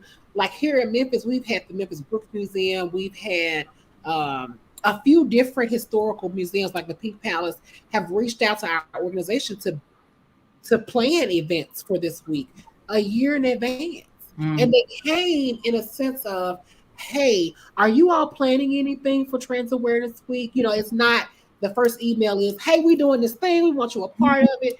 It was a check-in. What are you doing? Can we support that? And if you're not doing anything, this is a plan that we have, and we would love to have your input in any kind of way possible, and we'd love to partner with you. And that's something that didn't happen 5 years ago when I first planned, 6 years ago when I planned my first Trans Awareness Week. It was 10 events happening at one time here in Memphis. And Memphis is not that big. A population of 757,000. That's not a lot of people. And you're separating our community with 10 events at the same hour, and we could collectively come together and be in community and get to know each other and build networks outside of organizing that bring about a healthier outcome for all of our living experiences. Mm-hmm. It's the rage for me, sis. And you're right. Like we don't need no allies. We need co-conspirators, right? We don't need you to show up and learn about us as if we're curiosities. We need you to take it to your community, have those difficult conversations, and have folks and move your people, right? So that I don't have to do that work. I want to touch on what you said around like trans people always having to address shit, right? And we live in a conflict avoidant world where people don't talk about things, right? And it's always up to people like you, Kayla, who to name things, right? And you're seen as problematic for that, right? Not you, but like an example, right? No, yeah, in some circles I am. They were like, don't she gonna know what she gonna say, so don't do it. Or they didn't invite me to a call, and I'm the only Black leader from the Memphis community on there, and I'm like, how are we talking about creating this exhibit at a museum, and we're talking about cultivating, like we're talking about bringing in artifacts and history from the LGBT community, and I'm it. My history only goes back 10 years, and I know that there are many other people that should be on this call, and it should not be up to me to organize those folks. That's another thing that we should really talk about when it relates to partnering and working with trans people. We need to normalize not having a token cis person to always be the connecting factor when it comes to working with trans people. I have a friend who's a colleague, and another organization reached out to her versus reaching out to me. For her to reach out to me, and I was like, if you're my friend like you say you are, I need you to convey a message to them that they need to be able to communicate with me directly. If they want to work with us, they shouldn't have to use you. And I have to tell my cis friends that they're tokenizing you as the connection to the trans community in the same sense they've used Black people to make the connection between, white people and non-Black people, Yeah. and Black people. And I really want us to think about those small microaggressions that show up in the ways in which we communicate with trans people, because for me it's that's undermining, it's disrespectful, and it's not humanizing me. It's making me feel like society makes me feel. And you're coming from a reputable organization, but you're using a middleman or person, or and I don't think that that's fair, and respectful of all of the work that we collectively have done. And that's not just a Kayla thing. I think that's for anyone who's organizing. And a lot of times we don't look at it like that. We always think when we say token, we're thinking about us. We're thinking about the minority. And sometimes the token people can be from the majority. And they can look like us sometimes, because this is a Black queer woman they're using to not even form a relationship, just to be a middle person, so that there is no forming of a relationship. And I don't think that that's genuine. Yeah. Thanks, sis. Around like the tokenism that exists, not just like with folks who are our allies, right? But when I think about the tokenism that exists within a pandemic, where the people that are most impacted shouldn't be the folks who are serving the most impacted, right? And putting their bodies on the line, holding people and systems and people in positions of power accountable, and always having to address shit, right? And when it comes to like accountability, and we see that folks are escaping accountability in the pandemic, right? They just ghost community and bounce to the next town, and nothing's being done about it, right? So like when folks like the folks here on this call are leading mutual aid efforts, breaking down barriers, doing all of this stuff while trying to survive, a lot of times we're not focused. We're not having a conversation about how do we center their healing, right? Because after this pandemic, like folks, we need to continue to do this work, but a lot of times people get burnt out, right? So how do we ensure that your healing, their healing is prioritized, and how do we protect each other? How do we protect the folks that are putting their bodies on the line to care for us? I'm gonna start with Marique, and then Elle, and then Kayla. Okay. We are being innovative, right? And we have Salik on the phone who will be sharing via audio. So bear with us. I want to go to Salik first. Sorry, Marique, and then I'll come back to you. Okay. And we are gonna try something. Salik, you're gonna share via audio, and I'm gonna try to put this close to the screen as a test. So if you can say hello, and if the folks on the call can say or thumbs up if y'all can hear Salik, we can test this out. Okay. Hi, Jesse. Is that clear? Okay. Are you guys able to hear me? Yes. Yeah. Yes. So Salik, the question we're on right now is like, folks like yourself who, is from communities that are fighting for their own survival, but also having to put your safety on the line to care for people, to hold people in positions of power, accountable, to continue to lead mutual aid efforts, break down barriers in our communities accessing services. How are we centering your healing and the healing of our communities, and how do we protect each other, and how do we protect you? So I'm gonna put this close to the mic.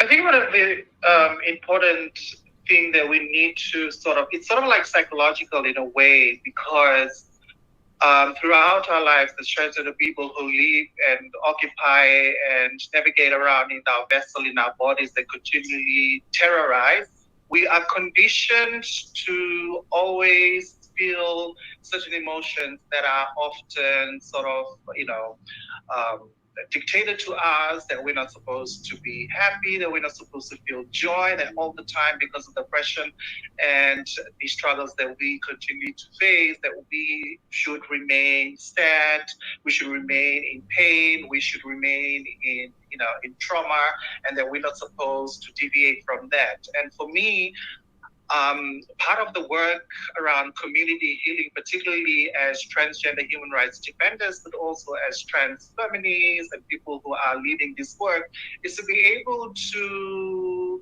be ready for healing.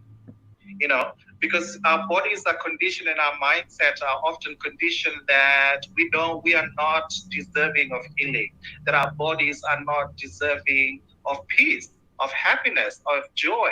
So when we continue to consciously, as a community and collectively, cultivate our joys and our happiness, to me, that is a political act. And we should be, as part of our work and as part of our ongoing liberation and social justice movement, that we should be centering cultivating our joy and happiness as part of our political act, but also pretty much as our survival and resilience. So for me, this is a very important sort of tool, but also, a place where we're able to find refuge, not just in each other, but in ourselves. So the moment we start realizing and we start accepting that, yes, I am a person who is deserving of healing, then we allow the doors and other possibilities to open up for ourselves, but also healing for our communities and each other. One of the things that I always say, in our transgender movement in Fiji, is that every time that we're out there protesting, every time that we're lobbying, every time that we're speaking up, we're putting ourselves in danger. Mm-hmm. Why? Because this work is very dangerous. And our survival is not guaranteed. That, just recently I was thinking about how lucky I am and blessed to be able to turn 35. Because globally, if you look at the reality of life expectancy, women, life expectancy globally is around 74, and men is around 70. If you look at the life expectancy of transgender women all over the world, it is at 35. So when I reached 35 years old recently, in November, I celebrated that as a milestone, because I never thought I would reach 35, because that was not guaranteed. And like one of the revolutionists said before, that every breath a trans person take is an act of revolution, because we never know when are we going to get killed. We never know when is going to be the day that another of our sisters or even ourselves are going to be killed on the streets or at home, or by our partners and so forth. So for me, the work around healing is as important as around social justice work and things like that.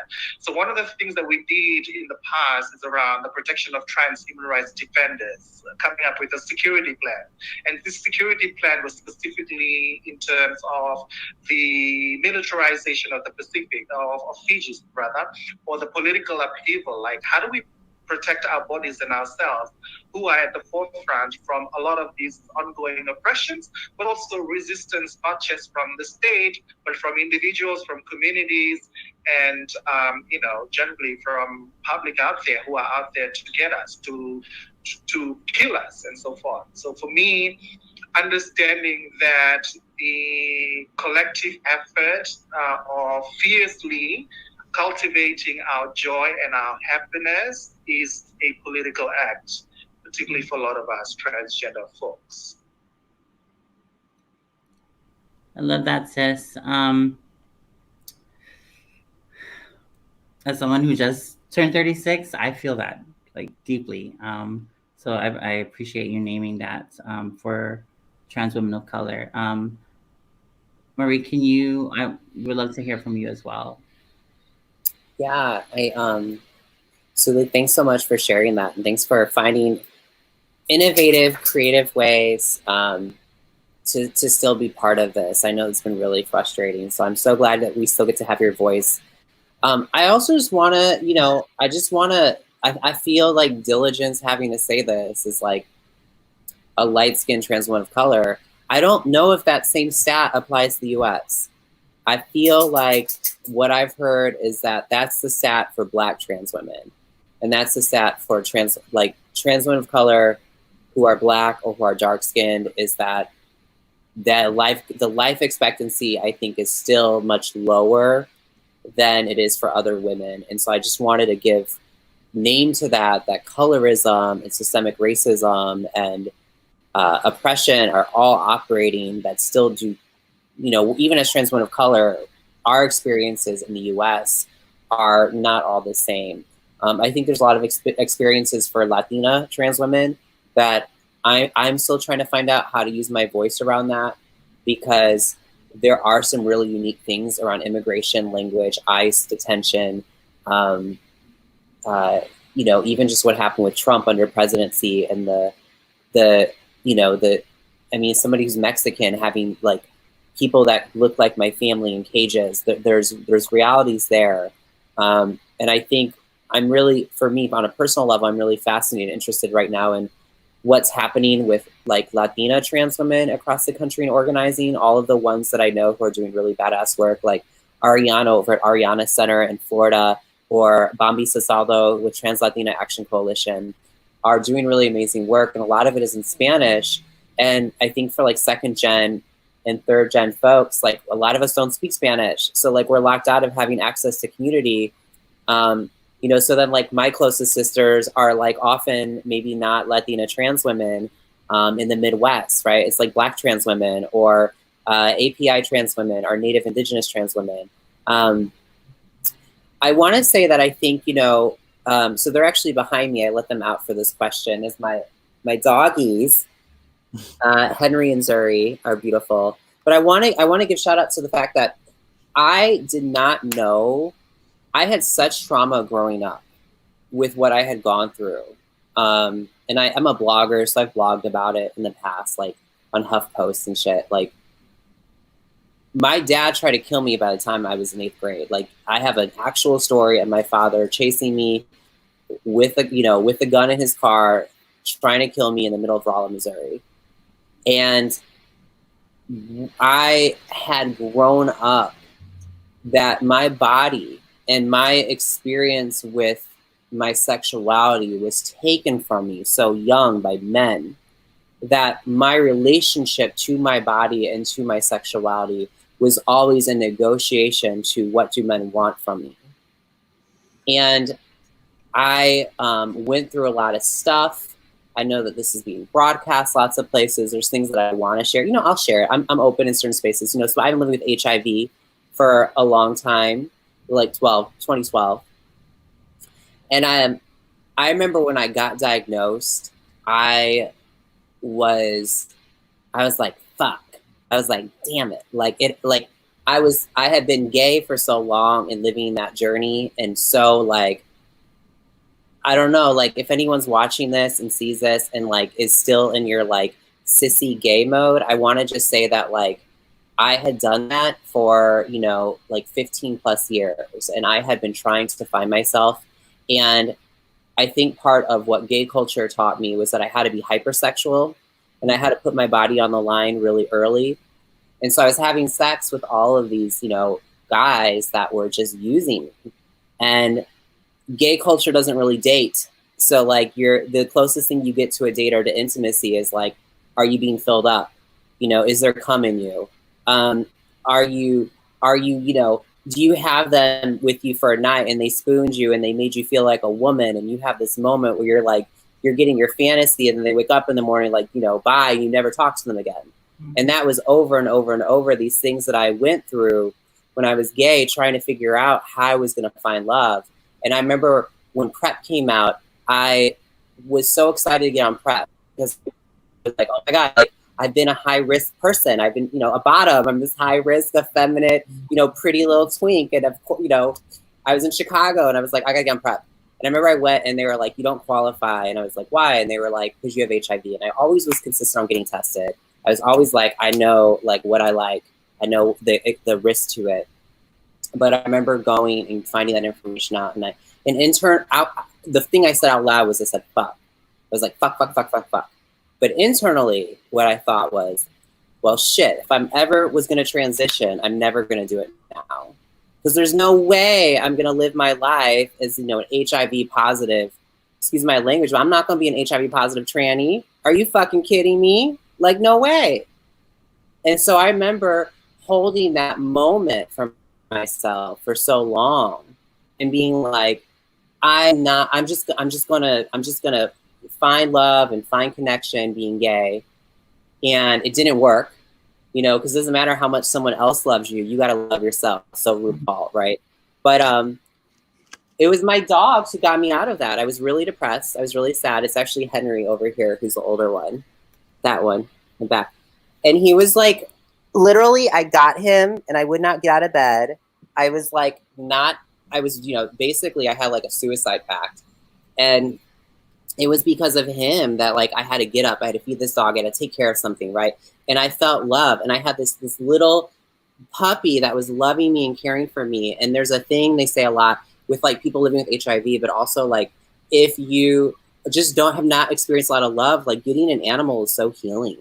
Mm-hmm. And it's so like, can like bring you back, And so the thing I've been navigating recently has just been, now I'm in a relationship. I have a beautiful boyfriend who like loves me, affirms me, and is so kind, so sweet. I think he's actually watching this, like shout out to him. But like, it's been navigating now that I actually have someone I'm safe with, like all of that shit still has to play out, right? So now it's like how in a relationship that actually is healthy, where I'm affirmed, where I see myself, does that play out?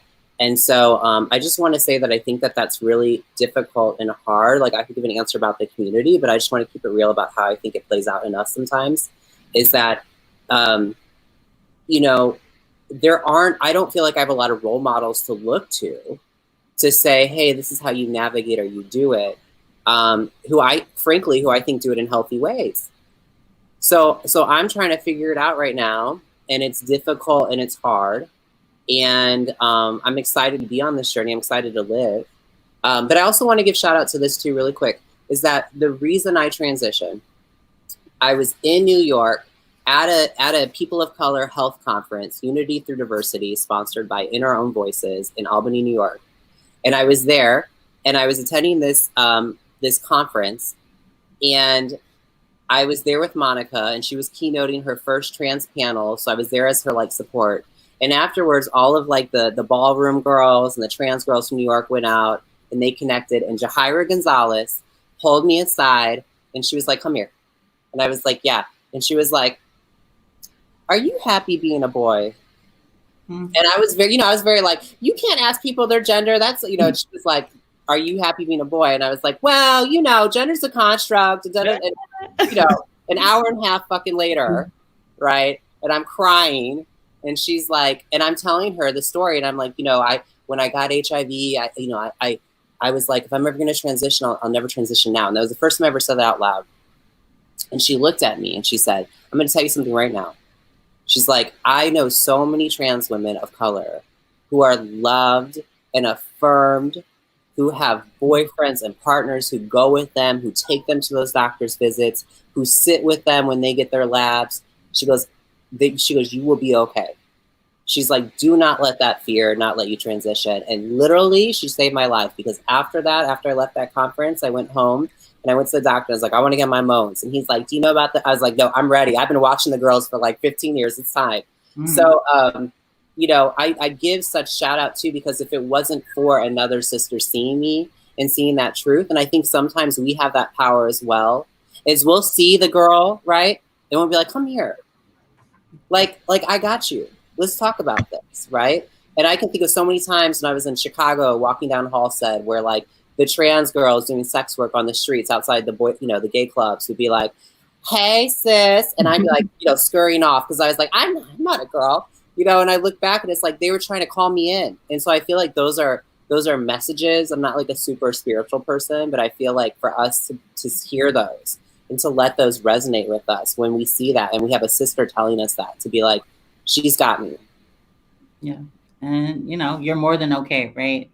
And I feel like even though you're not spiritual, I will repeat what Michaela always says: you believe in the power of trans lives, and that's spirituality, that's magic right there.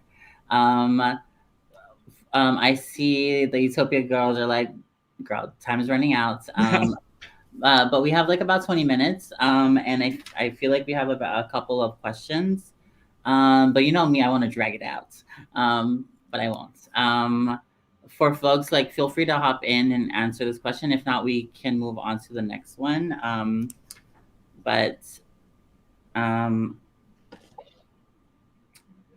I will move on to the next one. Okay. I'm gonna start with Sulika again because we have not heard from Sulika as much. So thanks y'all for bearing with us. Sister Sulik, you know, as folks who come from communities that are fighting for survival under, you know, the systems of oppression, interlocking systems, and sometimes we lose sight of what we are fighting for, and we often exert the same violence that we are experiencing onto, you know, our very own people, other communities under the same systems, right? How do we strengthen the relationships that we have? How do we rebuild the trust that's been eroded, to unite in our fight to create real safety, right? Real safety for our communities, all communities, understanding that legislation doesn't keep us safe, right? And the only way we can create real safety is shifting culture, right? So how do we do that? And I will leave it up to you. And I'm going to put you close to the screen so that people can see you and also hear you.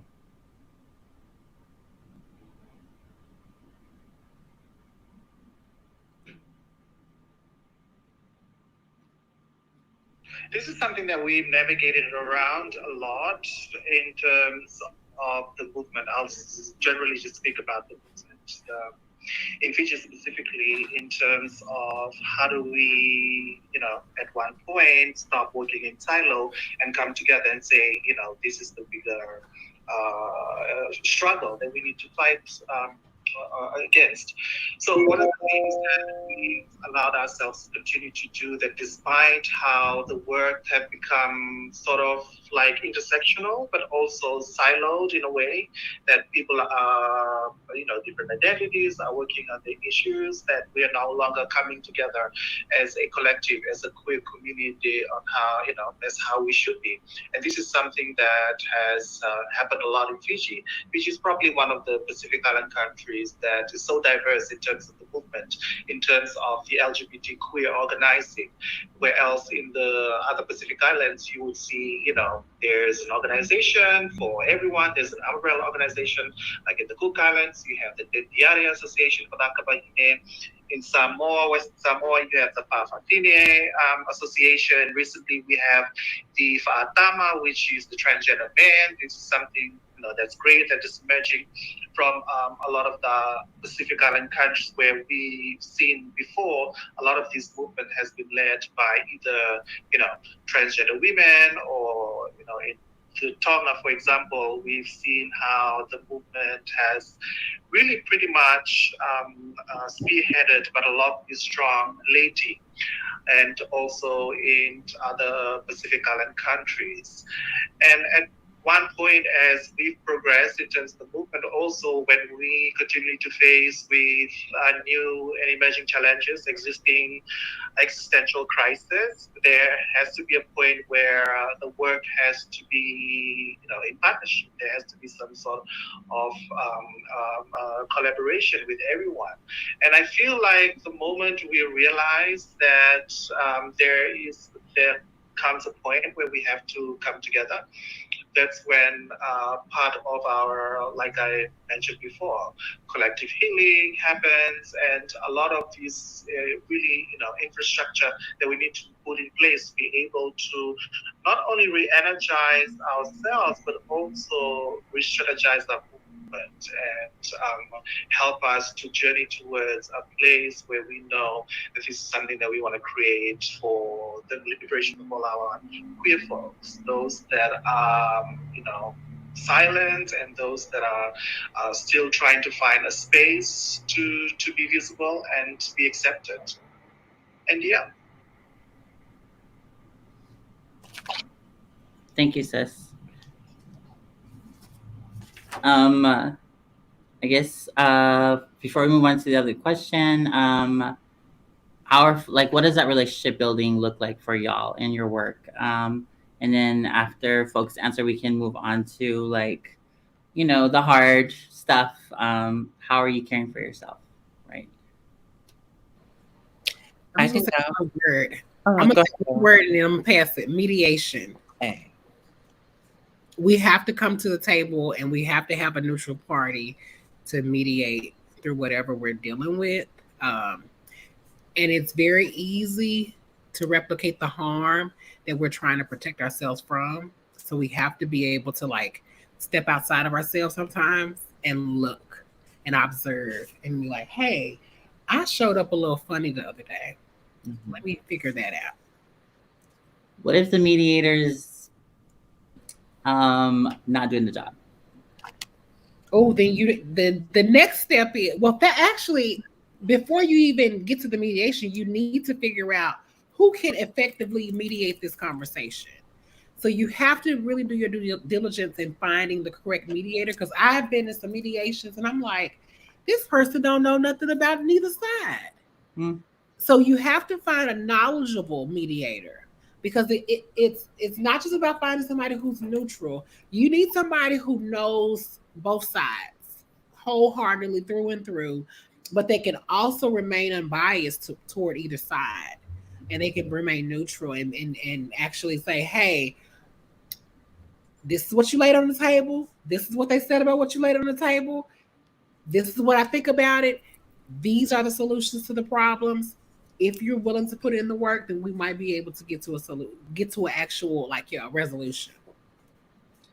I'm gonna let you handle this, Elle.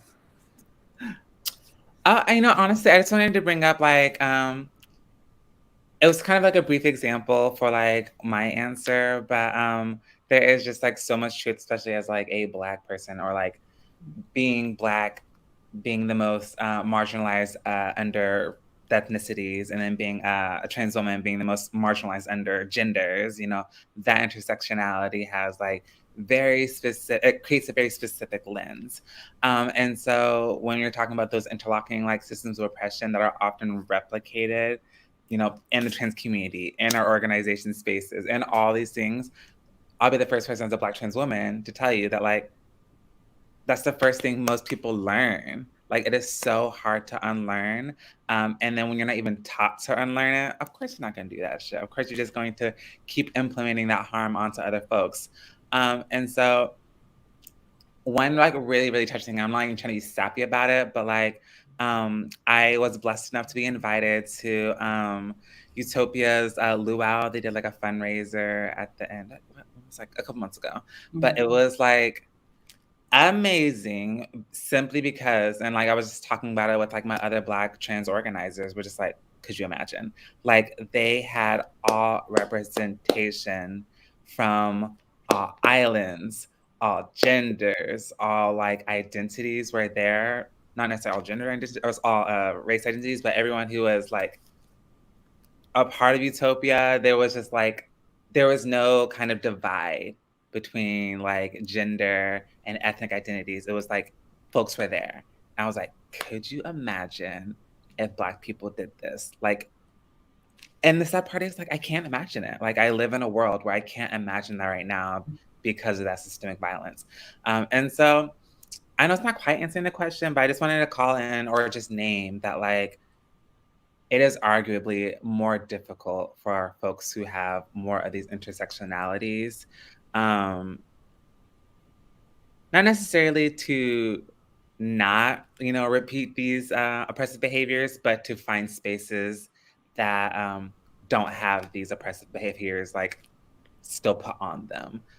even if that is in like other organizational spaces. Because I've been in some organizational spaces, I'm like, damn, it's still hella anti-Black up in here. You know, been out at the gay clubs, the gay bars, you know, around like LGBTQI community. I'm like, damn, it's still hella transphobic out in these streets. You know, it's just like, I can't say any more to it. That's probably like a really poor way to answer the question, but that's definitely what was on my head. Yeah, and I love that you shared that, and that y'all were there to witness that. But I always tell the Utopia girls, and I've shared this with you. I've shared that same story with the Utopia girls, right? Or not. It's not just Utopia girls here. The Utopia folks, right? That like it's a privilege and an opportunity, right? It's a privilege for us as Pacifica people who come from a region that was the last place on earth to be colonized, right? It's a privilege for us to still have access to our practices, our elders, our identities, when other folks have suffered over 600 years, right? Plus of like colonization, genocide, where those ties have been severed, right?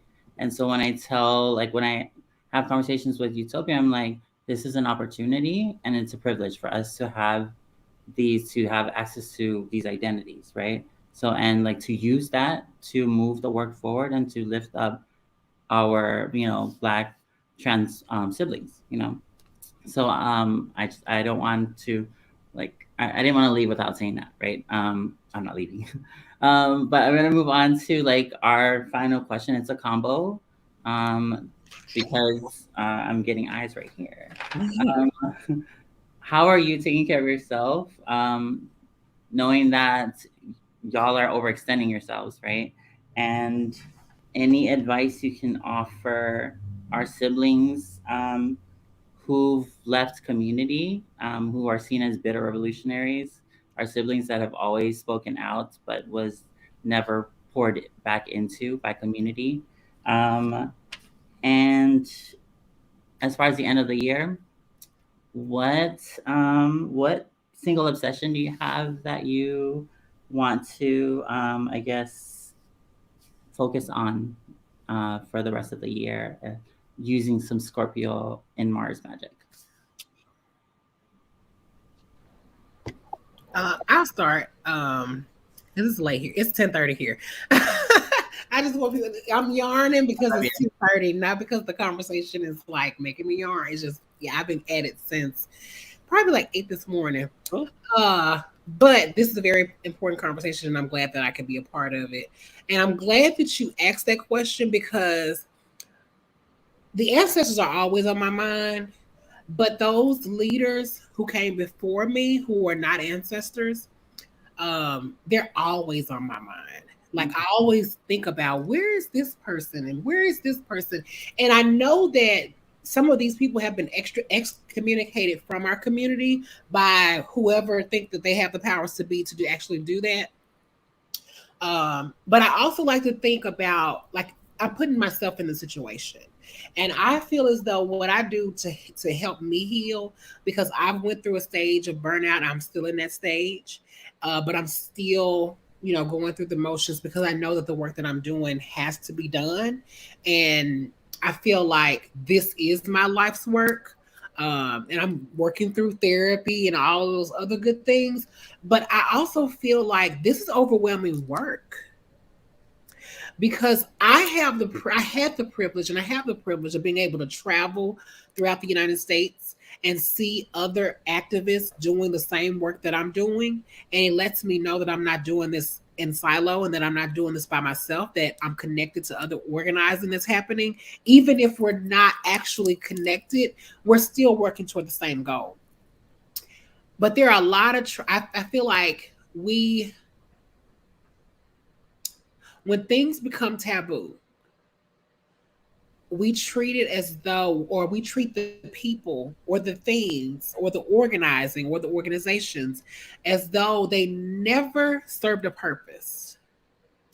And a wise person once told me that we need multiple agencies and multiple avenues of resources because what works for one person may not work for another person. And what a person can get from my sister's house, they may not be able to get it from another organization for whatever reasons that is. And we always have to look at the good in things and people, because we all inherently have good in us, even though sometimes it exudes as bad things, or it exudes as being bitter, or whatever you want to call it. We as a people have control over language. We have a control over how people perceive us as well. So I think that we as a group of people, we need to start making sure that we are taking care of our leaders, that we're not having trans leaders who aren't ever able to retire. And when they do retire, it's, oh, well, she just left the community and she don't do this no more and she don't do that anymore. And it's not that people aren't doing the things, it's that that's their way of retiring. That's their way of staying human. That's their way of staying alive. It's by addressing the fact that they may be burnt out, that they may be burnt by community, and that we're all humans and we're going to go through these stages in life.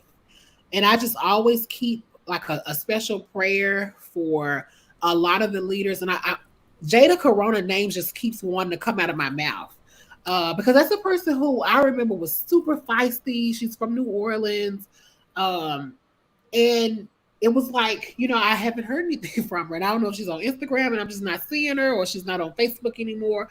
But it's the perception that we have when we don't see the people how we normally see them.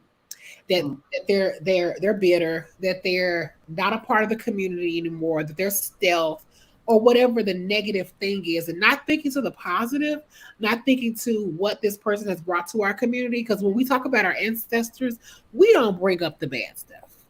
And I think we should have the same respect for the living people who have paved the way for us, regardless of how they went out. We have to realize what they contributed to our movement thus far. Yeah. And that's how I care for myself. Just thinking about how I can care for other people. That is what, like I could be having the worst day in the world, and then I'll go in this kitchen behind me and I'll cook food for like 15 or 20 people who are experiencing homelessness and take them food. And for some reason that like energizes me, because even though I'm a Black trans woman, there are people in this world who are not Black and trans that have a harder life than I have. And for me to be in a position where I was once homeless, I was once living on the street, living with HIV, and now I'm in a position where my doctor texted me this morning to congratulate me on being a part of this World AIDS Day event on December 1st. And that's the relationship I have with my doctor. We're almost the same age. She's a Black woman. Like, I'm afforded those privileges. And even though me and that doctor may have a lot of other trans clients, they're still not going to receive the same amount of healthcare that I receive, or on the level that I receive, because of what I've done and what I've brought to the community and how people respect me. But what I can rely on is that when she encounters other trans people, she'll take in consideration the things that I've taught her and how to render care to us. So we have to really start thinking not so much toward the negative when we don't see and hear from people, and just think that they're doing good, and think happy thoughts for those people, because they may be in demise, they may be in a bad place, but we've all been there, and there's a way to maneuver out of that, and it normally starts with love. I love that.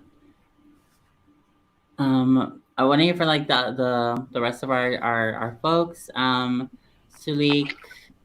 I'll go. First of all, Kayla, thanks for disclosing and sharing that. I always love when my sisters are willing to put that out there. I feel even more of a connection with you. You are phenomenal. I'm so inspired by you. Please, please, please, please, please send me the next keynote you do, because I know it's going to happen. I'm there. I want to watch it. I think just like for me, like I'm just, like I said to, perfect. She said December 1st. Sorry. Drop that info in the Facebook. But just for me, in terms of like how I care for myself, is finding sisterhood and community. I think I've always been really good at like just actively searching for it.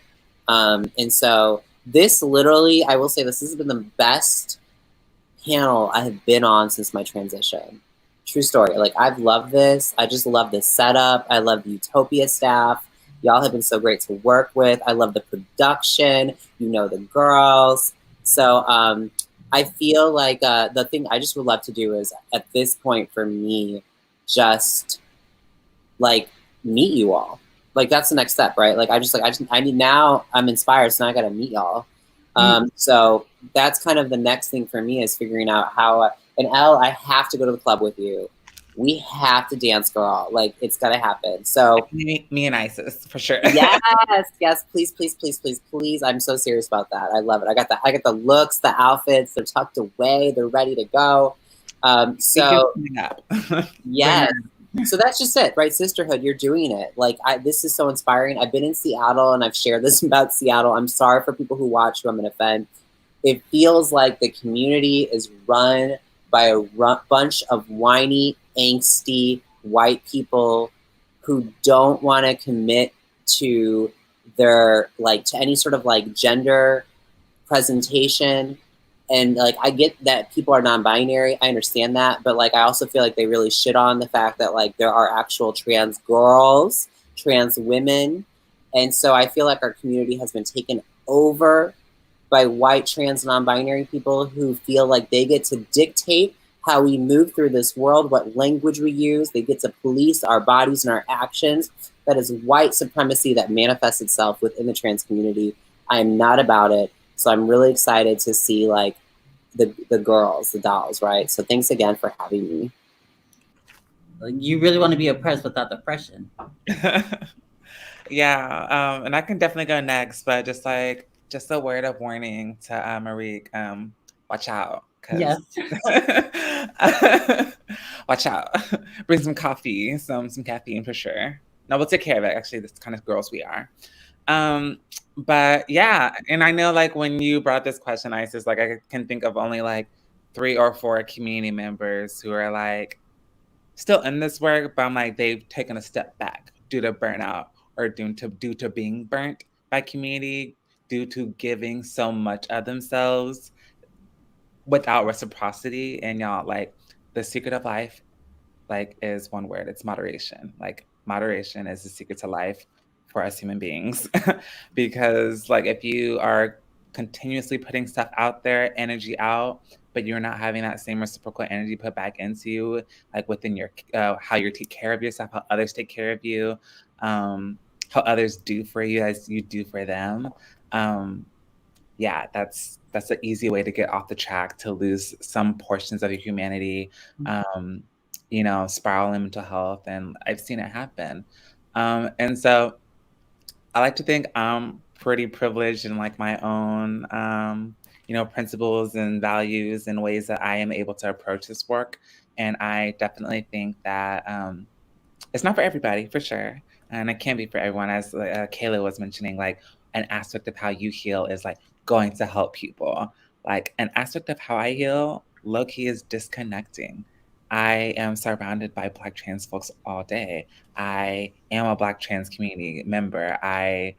Those are my sisters, these are my family, these are my brothers, these are my nibblings. It's like it's everywhere around, and the work just doesn't stop when you are like out of the office. You know, like if there's an issue that arises on the street, in the club, over dinner, you know, when you're watching The Matrix 2, you know, like that's the work. When you need to like call in someone from the ballroom community who's had, you know, claims of sexual misconduct against them, and we don't want to involve the police, that like takes work outside of what we're already doing. And so a really powerful strategy that I have used. And this could just be like consolidating to myself, consolidating with like my trusted sisters, like just people I know that I can be my truest and most authentic self. Because I'm gonna be honest, like I am not my truest and most authentic self to community members I'm providing service for, right? There is, kind of that power dynamic, kind of that like that still exists, that professionalism and yada yada yada. I'm gonna go cut loose with the girls who also cut loose. And that's like an aspect of how I heal. Let's see. Did I answer oh yeah, a new obsession. Oh, it's not a new obsession, but a singular obsession. We're making strides and having conversations, and we definitely have the right community members across like the QT BIPOC organizing scene, talking, having strategies around trans inclusive and trans specific housing. But that's definitely what I'm looking forward to towards the end of 2021, and definitely in 2022 is getting some like options, not just like a trans specific housing, like options for trans specific housing up and running. So like when trans people of color come seeking services of any of our numerous orgs, we can be like, do you want to stay in a shelter? Do you want to, stay in a tiny home? You want this apartment? Do you want like, give the options, because we're not like always afforded the options. B-Tag, yes. You gonna be there? Yes, girl. Okay, sorry, side chat. But I definitely want to pass it to Sulik because just always want to hear more from you, love. It's the housing buffet. Sulik, it's all you. Hi, thank you. This question is really, really like very close to home for me, because I'm at a point right now in my life where I'm recovering, but also healing from a lot of the burnout that I've gone through over the years in the Pacific. And that is probably one of the reasons why I decided that it was time for me to leave Fiji. That it was time for me to leave the work that I've been doing for the last 15 years. With 10 years organizing Fiji Speakers Transgender Pageant, to founding the trans feminist movement. And then over the years, as I've committed my work and myself for other people, at the same time, I realized that I drifted away from taking care of myself, that I didn't look after myself enough, my mental health, that I was going home feeling so depressed. I was going home every day feeling anxiety from being physically attacked in the middle of town by just being myself. I was feeling all of the trauma and the pain that I went through as a 16-year-old girl who was assaulted. And also for someone who's been pretty much very visible in the face of the movement back home in Fiji. And since moving here, it's sort of like I cannot disconnect that piece of me, because I know that, the personal is political, whatever shape and form and life that we choose to pursue, other than the activism or organizing, that we are closely still intrinsically connected to the movement, because that is our lived realities and our lived experiences, that we cannot move away from that. And whatever way that we can, whatever capacity, I continue to do that from here in San Francisco, where I'm based. So for me, it was making that decision and just sitting with myself and figuring out, like, how do I want to see myself in the next 10 years? And that was the question that I asked myself. I was sitting alone and I said, who is Sulik outside of the movement? Because a lot of people know Sulik as this fierce bitch, as this very outspoken, transgender woman.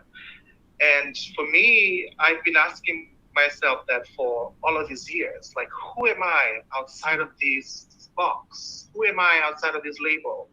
Who is Sulik outside of the trans feminist activist in Fiji that is always speaking out with a big mouth, unapologetically? So for me, I started to ask, when I started to ask these questions, I wanted to find out who am I outside of that. And whoever she is, I wanted to meet her. So for me, I'm at a place right now where the burnout has led to some spiritual journey, but also self-discovery, where I'm slowly kind of picking up the pieces, the leftover pieces, the broken pieces, the shattered pieces, all of the trauma and abuse. And I'm going to a place of solitude where I'm putting those pieces together, making sense of the world, but also making sense of myself. So for me, it is pretty profound right now at a place where I am. Sorry, I don't want to take too long, but also I'm at a place where I'm still continuing with the movement in whatever capacity that I have. Like here, I'm in the San Francisco. Like we mentioned, that a lot of the folks that have paved the way for us are still struggling with isolation and homelessness. And one of the projects that I'm working with this amazing nonprofit organization here is to be able to provide space, a center, a day center for our Stonewall generation, for our Compton generation, for the women and the men who paved the way for a lot of us folks to be here today, to be able to, in a way, celebrate our visibility, but just, make life a little bit easier for us. So for me, that is an important work. And I want to be able to reach a point in my life where I know that I'll be taken care of as I age. And I think we owe our seniors, our LGBT folks and our seniors who have done a lot for us, the duty of care.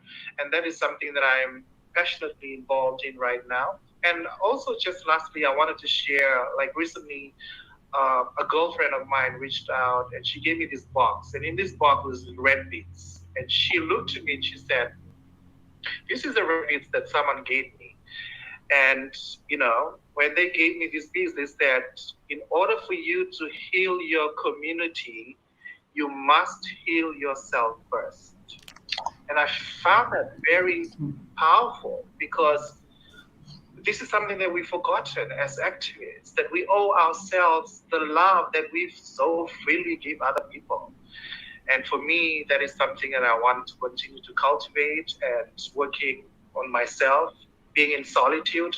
I'm alone in this city. I don't know how to navigate, but I'm hustling, just like how my ancestors taught me from the Pacific and how they navigated the big ocean of the Pacific. And I'm hustling on my own in this city, and this is something that I'm proud of, which is why my obsession recently with the Pacific mana. This is something that I'm currently researching on, the healing energy.